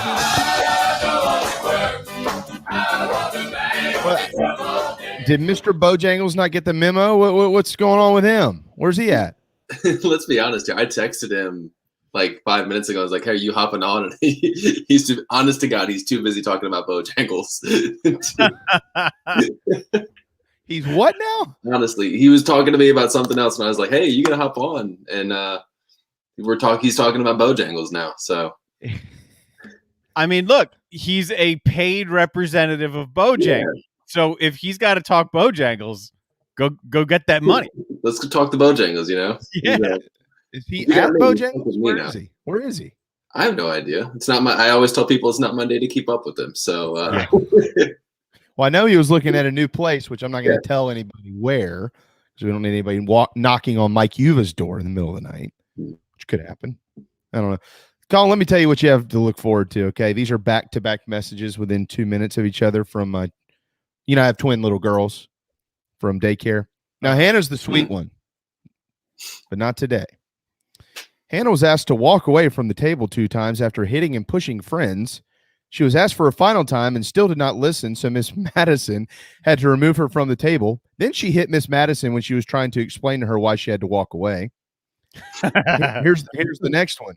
Hannah was using the bathroom when Miss Madison and I came in to get the friends that were done so we could go back to the room for our activities, and she started screaming and kicking me. I went to grab her hand so she could walk with me down the hall, and she threw herself to the ground and tried to hit me. I had to pick her up and bring her to class. She did sit in timeout, and we talked about how if she's upset, that's okay, but you are not allowed to hit your teachers. Happy and she's the good one. I don't know. Good times. All right, we'll just row the boat until Mikey decides that he wants to pop in and be a part of our our party here. By the way, I just saw a few minutes ago that Emily Miles, the SID for Gamecock men's basketball, is moving on to another position in communications at the University of South Carolina. I don't know, Collyn, if you saw it, I think it's with the School of Medicine. Believe that's right. I think is that it? Yeah. She's been with Frank for, well, his whole tenure, but with the basketball team for 14 or 15 years, I believe, and she's been really good. So I really appreciate her, and any of you that are on Twitter, wish Emily Miles good luck. She's been really, really, really, really good to everybody for a long, long time. You've dealt with Emily a lot, Collyn. She's special. Yeah, she's great. And I remember when she was telling me about it at the beginning of December, actually, and she kind of got emotional. This was, I know it was a really hard decision for her, and she's got family, and this business can wear on you at times, but she's seen the highs and the lows of everything that is South Carolina basketball, dating back to Dave Odom. So, an absolute institution of South Carolina basketball, and she's going to be insanely, insanely missed around Colonial Life this season and going forward. No doubt. Maybe the Gamecocks will send her off with a win tonight over the Auburn Tigers. We're gonna get to that in just a minute. I'm gonna send Mr. Bojangles a text here as well to remind him that we weren't kidding about actually all doing this together today. But Collyn, so you're a big metrics guy, and actually I saw your resume stuff on Gamecock Central today, so we're going to talk more metrics in a minute. But coming into the show today, 570 Power 5 transfers. Okay, 570 players at the Power 5 level, just the Power 5 level, who have already decided to jump into the portal and head elsewhere. I'm not exactly sure how many of them have landed. I believe it's a little over half or something like that. Just for a breakdown in numbers, and I do have a point to all of this. The Big 12 has 88, but remember the Big 12 has 10 teams. That's 8.8 per school. The Big 10 has 14 teams. They have 136 transfers, 9.7 per school. The ACC has 138, well, at least as of noon this afternoon today, of their 14 schools. That's 9.85 transfers per school. The Pac-12 has 102 total, 8.5 per school, and the SEC with 14 schools has the lowest ratio per school, 7.6, and 106 overall. There is one Power 5 school that has not had one player announce that they were getting into the transfer portal. Can any of you guess who that team is? It is in the SEC. Alabama. No, it's a good guess, though. I think Alabama's had them. Alabama's 4. Yeah. Let's think. I'm trying to think here. I'm going to say off the wall and say something weird like Missouri or Arkansas. Or Vanderbilt. No, it's Georgia. Georgia does not have one player who is in the transfer portal. They have not taken a transfer either. This is as far back as August of 2021, this quote-unquote 21-22 season. Not one. But, look, none of this is – they have another game to play. I'm venturing a guess after the national championship, there's going to be some players that evaluate their futures with the Dogs and say, I think we're going to move on and do something else. Carolina's had 9 depart the program. Clemson has had 11 depart the program. Collyn, of course, Gamecocks have brought in a bunch of transfers the last 2 years as well. But, we've got a bunch of players returning who've announced this week in Columbia. And you're bringing in 2 of the biggest names in the transfer portal thus far in Austin Stogner and Spencer Rattler. I don't know how much you've communicated with Coach Beamer and members of this staff and even members of the off-field staff, because they have a lot of guys. That's all they do. They just crunch these transfer numbers all day and try to figure it out. But it's becoming increasingly clear that the Gamecocks, they took this quick fix solution to heart. We're going to hit the transfer portal. Last year, it was largely defensive guys. This year, it's going to be shifted more offensively. What have you learned about that? Yeah, it's in really, really easy way. Band-Aid's not the right word, but you see it a lot in baseball is that, hey, we have a group of, in baseball, it's, hey, we have a group of young outfielders. kind of lets these younger guys develop, and then he moves on, and those guys are ready to go. And it's a really easy way to get a quick fix and let, in football especially, and let some of those younger guys develop, and you're not having to ask a freshman or a CC football game if they're not ready to. And so certainly I think that that's the staff's mentality, is that let's get these guys who have been really good at other places, really productive at other places, or have shown flashes at other places. Let's go and get them, and they can step in right away and contribute. And then we don't have to rely on, a younger guy. I think if they had Spencer Rattler this year, you're not having to get Zeb Noland off the pizza and beer grad assistant diet and having to play. You're not having to force Luke Doty to play when, he was thrown into the fire at Georgia, still coming off that foot. You're not having to play all these quarterback musical chairs. That's what transfers can give you. And I think that South Carolina's tried to do that.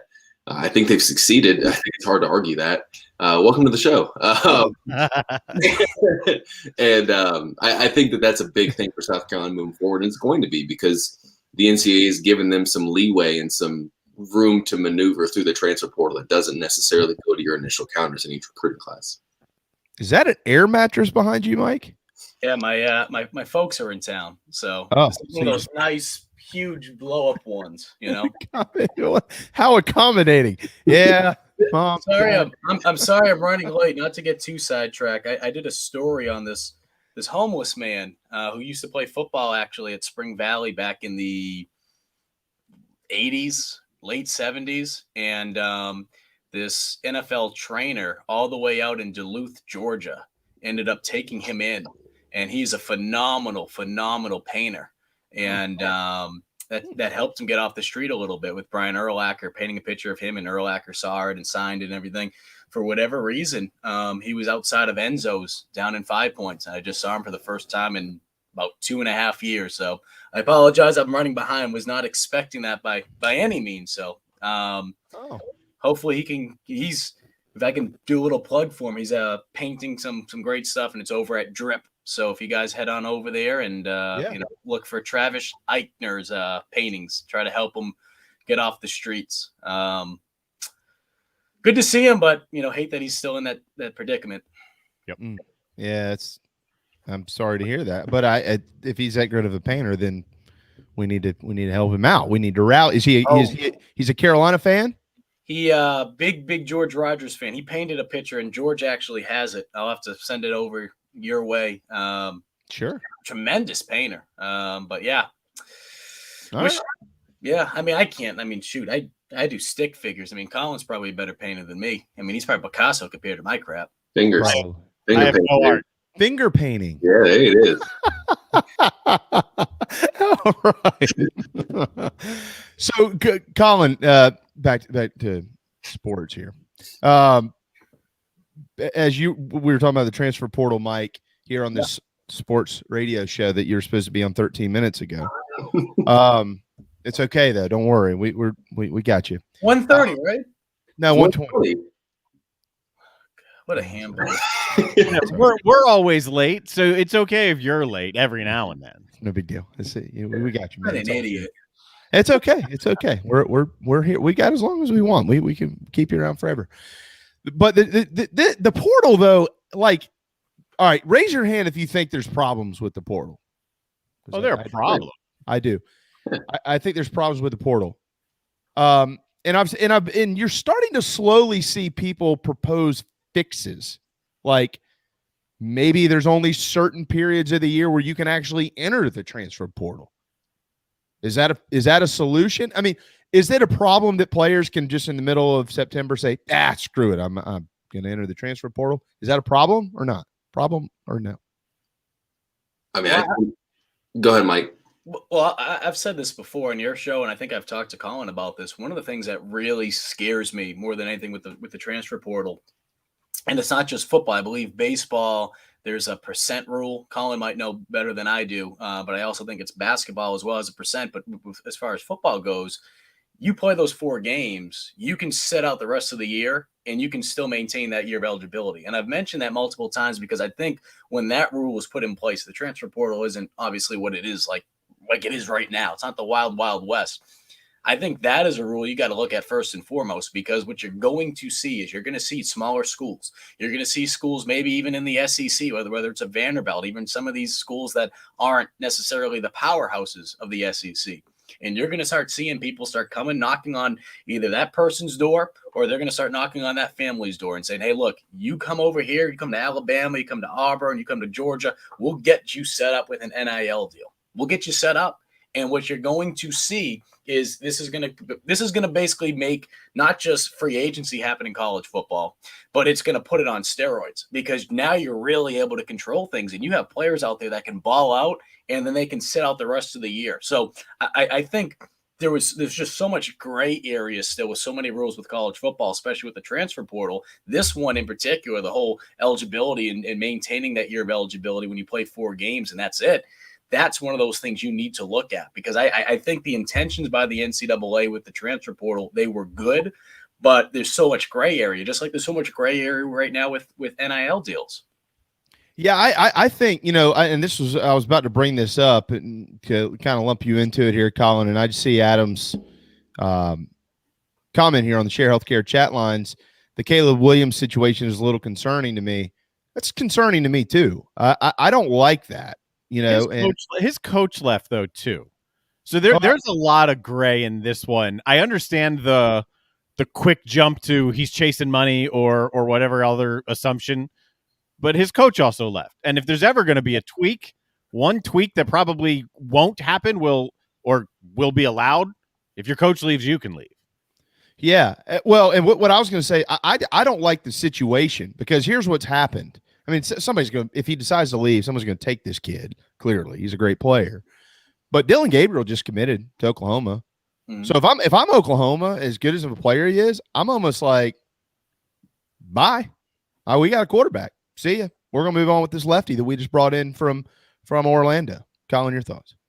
Yeah, I'm torn, because as an administrative, administrators can fire coaches middle of the season. Coaches can resign middle of the season, all this stuff. And that's the gray area in there too, is that, we try to, the argument's been, well, coaches can bounce around without real penalty outside of some monetary stuff with buyouts. Why can't players do that? And so I'm torn there, but I do think there needs to be some regulating on this, because you're going to see a lot of tampering. You're going to see, it's not going to be coached directly to player, but one coach reaches out to a player's family member or someone in that player's circle, and he reaches out to the player saying, school X is offering you this, that, and the other with NLI, or this company's going to give you this if you go to school Y. So I think that needs to be tamped down. I think that needs to be something that's regulated a little bit better, because, it's –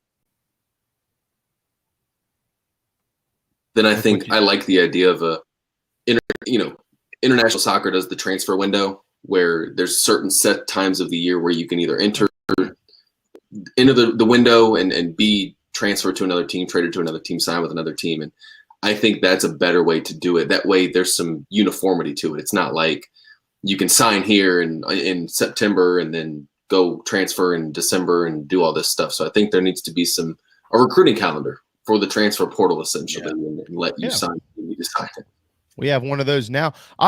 So it's interesting. You mentioned coaches can bounce around. We all know that coaches are under contract, and that doesn't mean can't leave or can't get fired or can't get hired. But there's always some type of monetary tie to it. So if you leave, you either owe the school money or you don't, or the school that you're leaving to go to pays off your buyout, or you get fired and they got to pay. So how about this idea? I'm throwing this to all of you. If you're under scholarship and you decide to opt out in the middle of the season or enter the transfer portal, well, you just cost yourself the rest of your scholarship this year. So you either pay your way to stay in school or you keep playing and stay on scholarship. That's up to you.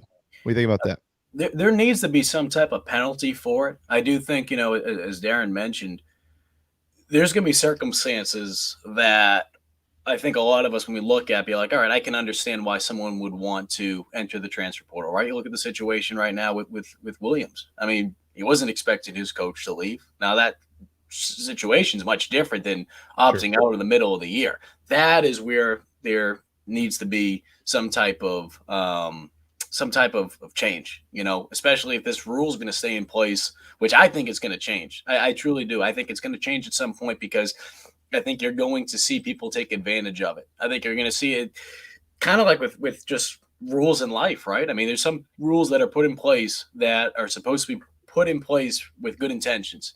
And then people take advantage of it and you have to go back, you have to tweak it. I think this is going to be one of those rules with the whole 4-game rule. But I don't know what really you can do because how many I do like the idea that you can enter the transfer portal once as an undergrad and you have no penalty. I think that's great because things happen, right? You could get hurt. You could have a coach that comes in. Things can change all the time. But to do it twice, I mean, that's the reason why you have to sit out. If a guy like Ryan Holinski wanted to transfer right now from Northwestern and I'll make this up, and go to UCLA, he'd have to sit out a year until he's a graduate. So I think there is some good rules out there, but yeah, I think there's just way too much gray. And I think it's not the players that I'm worried about. It's the people that get in these players' ears and get in their ears and try to take advantage of it because everyone's just trying to make a quick buck, and some of these kids, 17, 18, 19 years old, some of them come from absolutely nothing. And now you have more money in college sports than ever before, especially for these players. I mean, shoot, all it takes is one asshat to get in their ear and basically say, hey, this is what you got to do. And, this is going to be the best interest for you. No. You're not worried about you. You're worried about yourself. But these kids aren't going to know that. Without mentioning names or specific names, I mean, I have plenty of sources at South Carolina, but you guys are around these dudes every day with Gamecock Central. Have y'all heard what I would quote unquote call horror stories, behind the scenes type things with guys who have come through the program, handlers and things of that nature? And just, I mean, we all catch wind of things, guys. We've all talked about a lot of this stuff off the air. I mean, some of this is not our business that we could share on the air, but just out of curiosity, do you catch wind of some of this stuff, this transfer portal behind the scenes scuttlebutt that you're like, man, there needs to be something in place to stop this? Yeah, I mean, I can extrapolate it to recruiting. I mean, you hear all these stories in recruiting all the time about, South Carolina gets involved and all of a sudden you hear parent or handler or someone wants X, Y, and Z. And I've heard plenty of stories about South Carolina passing on guys like that. Where they're like, we don't need, here's wash your hands. I'm not dealing with that recruitment anymore because that brings on more headaches than when it doesn't. So certainly I see that. And then you can extrapolate that even more when they get to school, get the taste of NLI now or NIL now and do all that. So, yeah, I absolutely think there's going to be situations like that. And South Carolina's probably come across some of those as they've gotten into the transfer portal market and, even high-level elite recruiting of athletes at the high school level too. And we're not stupid. I mean, it's not even just the University of South Carolina. I mean, I worked in Mississippi. I covered Ole Miss, Mississippi State. I mean, and this goes far beyond. It's crazy over there, isn't it, Mike? Oh boy, yeah, that's my first taste of SEC football. Hey, I've heard some wild stories from behind the scenes. Well, the year I was there, I picked a hell of a season to cover Ole Miss.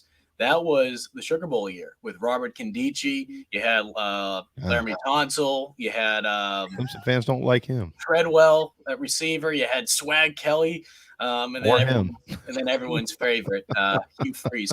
Hugh was very nice to me. I'll never forget. Hugh Freeze let me cross the street one day. He held up just so I could get my equipment across. He was a very nice guy. What a guy! Nice Catholic boy. You didn't say hey to me at SEC media day. What's that? You didn't say hey to me at SEC media day. I've had a vendetta against him ever since. He walked past me in media day. Well, I'm pissed. And I said, always joked about having a vendetta against Hugh Freeze for not saying hey to me at media day. Good. I got a grudge against Marshall Faulk. I'll tell that story another day. The Patriot fan doesn't like Marshall Faulk? That's weird. Marshall Faulk almost punched me at an NFL combine. We'll share the stories later. Did you deserve it?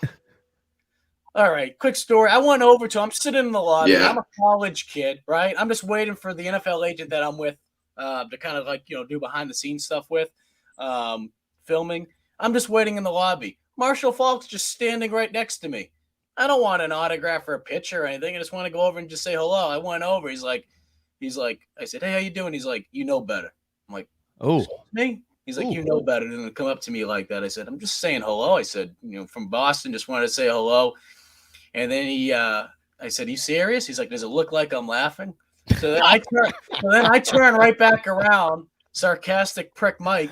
I turn right around and I said to him, it's a real shame that your ability on the field doesn't match your character. He's like, he's like, are you kidding me? I said, does it look like I'm laughing? I thought he was going to drop me in 2 seconds. Now, if he did, I probably would still have no teeth to this day, but we'd all be drinking a lot on Marshall Falk probably over the last decade. Well, you'd have teeth. It's 2022. They can get teeth back in your mouth. It just wouldn't be yours. Yeah. That's probably a punchable offense in my book. It is, at least. Good to have the Stones to come right back at him, though. I mean, don't back down from him just because he was a good player. Well, I learned a lot from Willis McGahee. Willie McGinnis and those Patriots. They didn't back down to the greatest show on turf. So why should I? Even though I'm 5'9" on a good day, weighing about a buck, whatever, soaking wet. So keep eating those uvas, and you'll be weighing more than that before long. Well, I told Collyn something. I'm not going to say it on air, but they Bojangles just sent us over some new stuff, so I'll have to send that over to you guys to let you know because they're taking care of us right now. I gotta want to need to get a habit. Yeah, I'm with you. Send it my way. Yeah, it's just interesting that Frank, by the way, said yesterday, he's like, it's so funny that everybody is complaining about the transfer portal. He said we've been dealing with this in basketball for over 7 years, one and done. Nobody wanted to talk about it. Now all of a sudden it's football. Oh, everybody wants to talk about it. But basketball is as slimy as anything out there. There's so many slime balls in college hoops.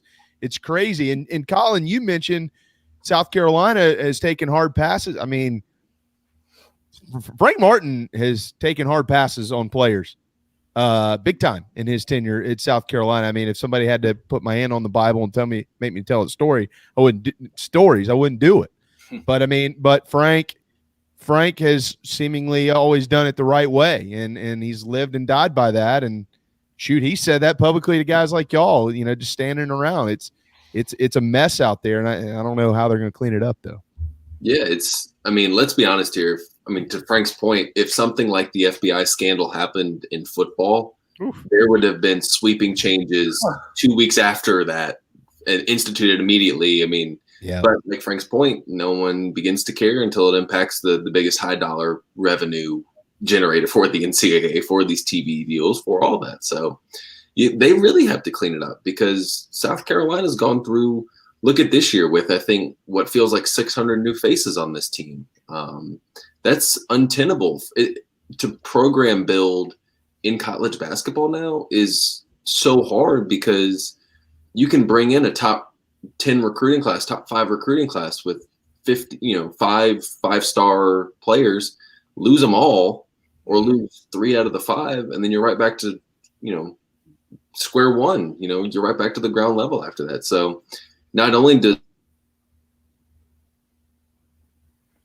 basketball have to deal with the one and done rule to it, now you have the one-time free transfer. Now you have all of this going into it. It's a headache from a year-to-year roster management standpoint of you have to project so much. You have to think about so much. And you've seen classes just because they know that guys are going to leave.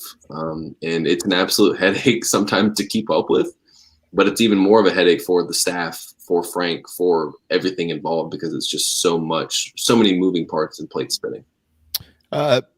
Tonight, real quick, in college basketball, number 1 Baylor is going to welcome 11-2 Oklahoma to town on ESPN2. Texas is on the road at Kansas State. Longhorns better be careful there. They're 8-point favorites at 7 o'clock on ESPN+. Kentucky and LSU in a top 25 matchup tonight down in Baton Rouge, where the Tigers are 2-point favorites over the 11-2 Wildcats, 16-21 there, 7 o'clock on ESPN. Seton Hall, 24th in the country, is at Butler. Careful, Seton Hall. 6th-ranked Kansas is at Oklahoma State. That's another be careful type game. Mike Boynton and the Cowboys trying to do everything they can to make this regular season magical because the postseason won't be. They can't play in it per the NCAA. The Jayhawks are 6th in the country. Marquette is a 1.5-point favorite at home at 8-6 on the season, 0-3 in the Big East against who? 16th ranked Providence, who is 3-0 in the Big East, 13-1 in the league. So there are some potential upsets out there tonight. In this game at Colonial Life Arena, the Gamecocks would like to be one of those upsets. Carolina's coming off of almost a 2-week span of no hoops. They're 9-3. The 12-1 Auburn Tigers come in the top 10. They're 9.5-point favorites in the game, guys. Michael, start with you. They've been through this before in Columbia last year, all the COVID stuff. Carolina's kind of sat around trying to get ready to go. Frank says they're going to be full force tonight. They got everybody available, and they're going to be able to go play, but they haven't played in a while. So what is he concerned with leading into the ball game? I think the biggest concern is just what are they going to look like when they come right back out on the court? I mean, now granted, this is night and day in comparison to the issues they had to go through a year ago, right? I mean, they miss a whole month. But I think the challenging part is with some of these younger guys, right? Some of these younger guys that have really stepped up, like the Jacoby Wrights of the world. What are they going to be? How are they going to look, not just in conference play, but being able to come back from a layoff like this? I mean, those are the questions. I mean, a guy like Jermaine Couisnard, is he going to be back to himself? You know, I mean, he needs to be able to make some shots. He needs to be able to make some shots. He makes a difference out there on the court. And I don't know what they're going to look like early. I mean, this is a team that has struggled in some of these games right off the jump, right? I mean, if you didn't know better, if you go to the bathroom or you're going to go get yourself a drink from the fridge, you come right back out and they're already down about 6, 7, 8 points early on. They can't do that tonight against Auburn. They just certainly can't do that. And then just all the little things, and, you know, Collyn can get deeper into it, but this is a team that defensively, yes, they have made improvements this year. There's no question. But they're also a team, as Frank has alluded to early on in the year, they're probably fouling a little bit more than he would like. And he thinks that just goes to the aggression, which is good. But at the same time, too, you know, they've got themselves in situations, and granted, a lot of these situations these last couple of weeks, they've just been very short-staffed. You just don't want to put yourself in a situation where you're just getting into foul trouble so freaking early. That's just been some of the things I've noticed with this team. But like you mentioned, they should be at full staff or fully loaded tonight. They should be good to go in that regard, but we're going to have to wait and see, because you can't assume anything now. I mean, someone could take a test this morning or late last night, pop, comes up. So I'm not holding my breath that the fact that they're going to have everyone tonight. They should, but I mean, just the time and era that we're living in right now, you can't assume anything. Collyn, where do the Gamecocks stand right now as it pertains to the net rankings? And quick note on those, the next 5 opponents for South Carolina, starting with tonight, Auburn, and then at Vandy, at Tennessee, home against Florida, at Arkansas. All 5 of those opportunities are quad 1 or quad 2 chances for those type of wins, which would be wonderful resume builders. But where do the Gamecocks stand right now, and how is the SEC helping this year? It's flipped over in 4 or 5 years. The league used to hurt you. Now the league helps tremendously, even in losses. So kind of fill us in there, Collyn. I think I'm looking at it now. They're 104th in the net rankings, which is up from what they were when the rankings debuted, I think at the beginning of December. So they've moved up. They've gotten some good wins. Florida State and UAB are both quad 2 wins. Their only quad 1 opportunity was that loss where they were down, where I think if they had any more COVID tests, they would have probably scripted us 4 to go play in that game. No quad 4 losses, which is important, which has really drugged them down. They're 6-2 in quad, or 6-1 in quad 3, quad 4 opportunities. The one loss, obviously, Coastal. So this is a team that doesn't have a huge blemish on its resume. And the league, I mean, think back to the 2016 season where the league didn't help a 25-win South Carolina team that should have made the tournament get in. Now, I mean, Auburn's top 10 in the net. Vanderbilt's going to be a quad, 1 or 2 opportunity, depending on where they sit in the net because it's on the road. Tennessee and Florida are top 50 net teams. And then you're going to have chances if you can take advantage of them. to move up and move up drastically in the net if you can continue to win and play your brand of basketball. And the good news too is that there are some teams, Missouri's struggling, Georgia's struggling this year. Texas A&M's been all right. I don't know what Arkansas is at this point. So there's some swing games in there that you can win, help your conference record. And then if you beat the last season, you have a really good chance to, with what you've done in the non-con, to put together a good tournament resume. Because let's be honest here, the SEC play has not been what's kept South Carolina down. It's been this non-conference where you beat Virginia and you beat Clemson, but lose to Stetson. Yep. Yeah, I agree. Or you beat these teams and lose to Wyoming. So the bad losses in the non-con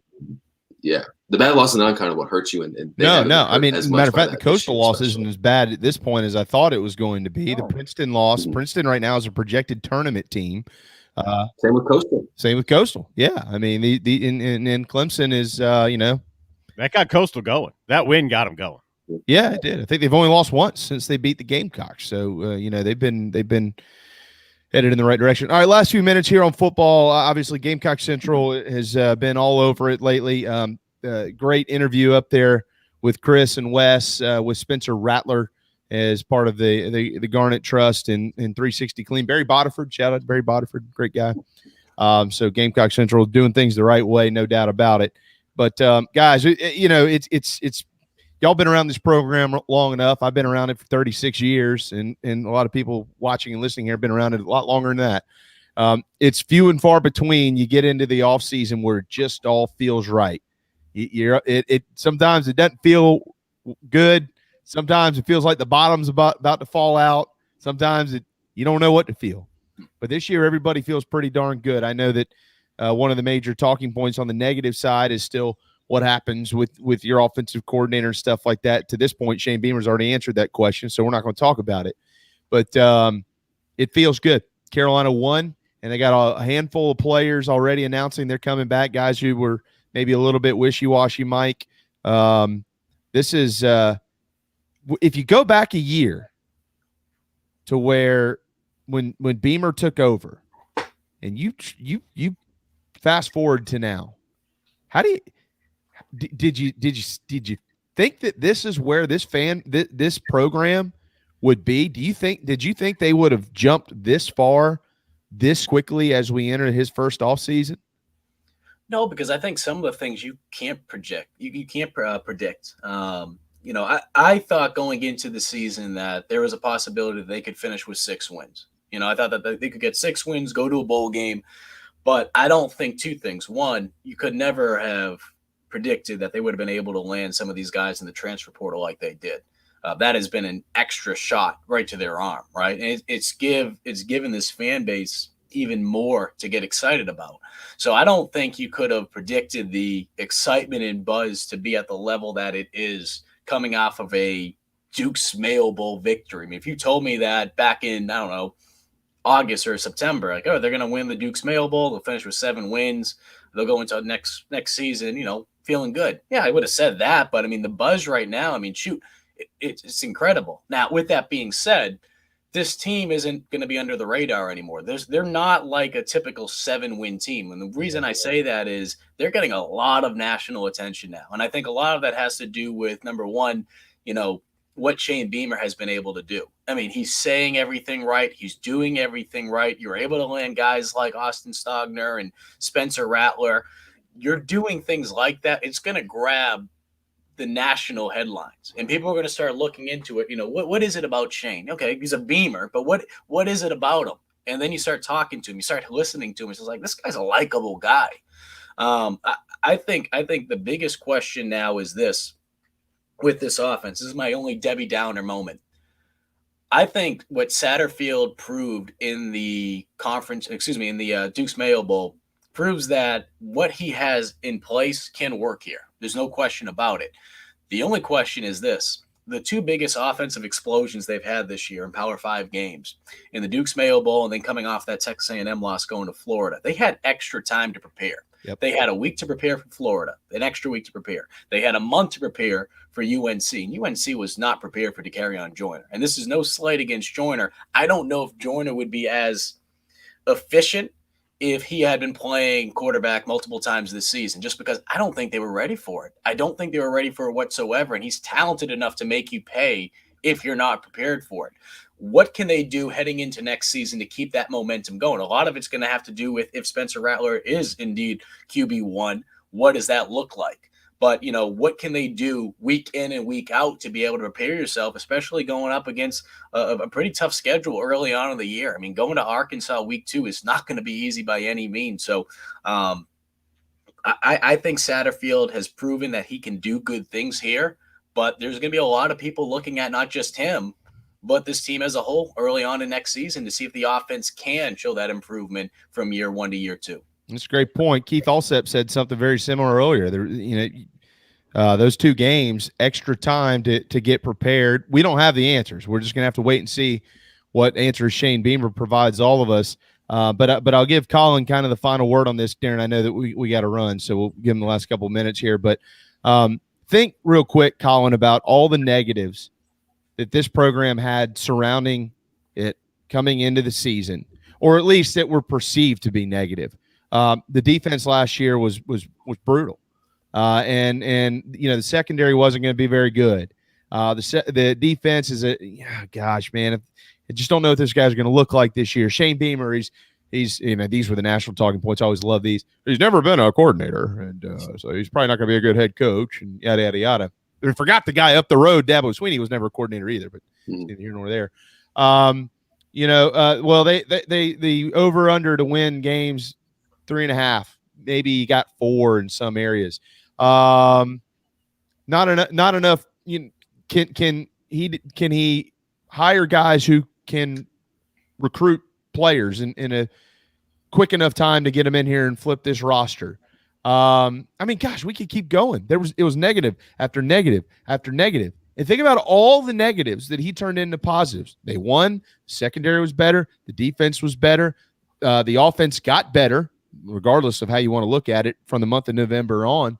And seemingly that's where we are today. I mean, you can pick and choose certain things that you want to point to as things that aren't maybe perfect, but overall, it's all positive stuff heading into the offseason, or as Spurrier calls it, talking season. Yeah, and I think that's a huge thing for South Carolina to monitor, because this staff, these players haven't, especially the ones that were here for 19 and 20, they haven't been around a program where there's hype surrounding it. So we're going to see kind of what Shane Beamer's made of in terms of how he manages his football team and dealing with that, and not to listen to the outside noise of their moms or dads calling and saying, hey, you're projected to win X number of games next year. So I think that it's a testament to how charismatic Shane Beamer is dealing with the media and the public eye, how good of a staff he's hired in terms of being able to get skill talent in and coach up these guys. Clayton White, the job to do the things that he did in year 1 is really impressive. And now the question becomes, can you sustain it? Can you continue to get big name guys in, whether that's the portal, whether that's high school guys, and can you scheme and coach them up to compete against the Arkansas of the world, the Texas A&Ms of the world, the Floridas, the Georgias, the teams you're going to have to beat if you want to get to the mountaintop that is the SEC championship game, in terms of what you want, what your goals are. So that's something that we'll need to see. We're waiting and seeing, just see how he handles that situation. Yeah, it's amazing, and I'm one. I am one. I've questioned offensively all year long what they're doing. I've said that a bunch of times. I own my comments, but I think we should all be very willing to accept the fact that, maybe Shane Beamer knows a little bit more than we know. And maybe he actually sees this program going in a better direction than we all see it, because I don't know, maybe he actually knows what he's doing. I mean, to this point, he has proven everybody wrong. Anybody that's doubted anything, literally anything, he's, for the most part, proved that wrong, or found a way to get a good answer out there. And by the way, anybody that's not a Gamecock fan can laugh about this all they want to, but you two have been covering Carolina for a combined 15 or 16 years or so. And Carolina fans, when Shane Beamer said after the Mayo Bowl win, other teams in this athletics department have won national championships, there's no reason why we can't do it too. I know that makes Clemson fans laugh and Georgia fans and stuff like that. Who cares? This fan base needed to hear that. And Darren, you remember last year when we were talking about who South Carolina should hire and yada, yada, yada. And I made the comment to you. I said, they need to hire the guy that walks in and Ray Tanner says, well, can you win me a national championship? And that guy's response is, no, but I can win you 2 of them. That's the guy they need to hire. You got to be able to believe in that stuff. And even if Darren doesn't believe it or Joe Schmo down the street or me, who cares? That guy needs to believe it. And Shane, I don't think you would have said it in front of 40,000 Gamecock fans in Charlotte if he didn't believe it, guys. Yeah, no, he's a master marketer. Yep. Yeah, I agree. Dabo's done that a long time and kind of worked out up there. So, all right, go get your Dino Nuggets and Mike, get your Yuva. I know it's lunchtime for you too. So, I got my Enzo in the other room. I got my my Italian sub. Oh, you didn't even eat before you came on? It's cold? No, look at you. We were condo hunting, and then like Big J. Oh, how cute. Big J over here. Whoa. who is we were condo hunting? Well, I'm always a wee guy, you know. Oh yeah. My parents are down here, and my girlfriend that. Yeah, there we go. Yeah. Well, no. This is a place just for me. My place. Yeah. All right. I made that mistake before. No. Uh-oh. Yeah, I hope she's not watching. Oh God. Screw it. Hey, if they're watching, I want my pizza stove up and back. Yeah. You're never coming on the show again. Bad things. This cat, man. Sorry, Mike. We've pretty much ruined your life, haven't we? Life is perfect right now. I'll tell you that much. My life is so much better. You know what it's like? It's like being a Gamecock fan a year ago, for football, There's a lot of optimism right now. We're in talking season right now. Oh. There you go. Oh, a year ago after they hired Beamer. Yeah, exactly. Yeah. Your life is not like the middle of the 2020 Muschamp season after the A&M game or anything like that. You're good. No comment. Okay. Thanks, guys. Good stuff as always. Gamecock Central has a lot of really, really, really good stuff. I know Collyn's got a great column up there right now on the game tonight between Auburn and South Carolina. And Mike did a mix in of water for those that have not seen it yet with one of the great Gamecocks and known Ryan Brewer a long time. He is a wonderful, wonderful man who has a great fence company for anybody that needs fencing out there. So that's, I can't wait. I haven't had a chance to watch it yet, but that's something else I plan on watching today. So looking forward to that. And we'll talk to both of you very soon. Appreciate it, guys. Thanks, you. Man. Appreciate it. There you go. Mike, Collyn, Darren. We have been commercial free since 12:15, Darren. No, we took a break before Collyn and Yuva got in there. Oh, yeah, we did do that. Yeah, we did do that. It's felt commercial free. The hits of the 80s, 90s, and today. The commercial free JB and Goldwater show. All right. That was fun. Hey, this is going to be tonight's a big night for you. There's a lot of great hoops on out there. I'm sure you're going to be zeroed in. A lot of it. I'm going to be checking out the board here in a little bit. Yeah, I'm looking forward to that. Looking forward to it. Looking forward to getting JC back on tomorrow as well. And we can't wait for that. Thanks to all of you. Really appreciate it. Thanks to Keith Allsep, Collyn Taylor, Mike Yuva, Darren Goldwater. For now, it's all she wrote. See you tomorrow at noon on the JB and Goldwater show driven by Stokes Volkswagen.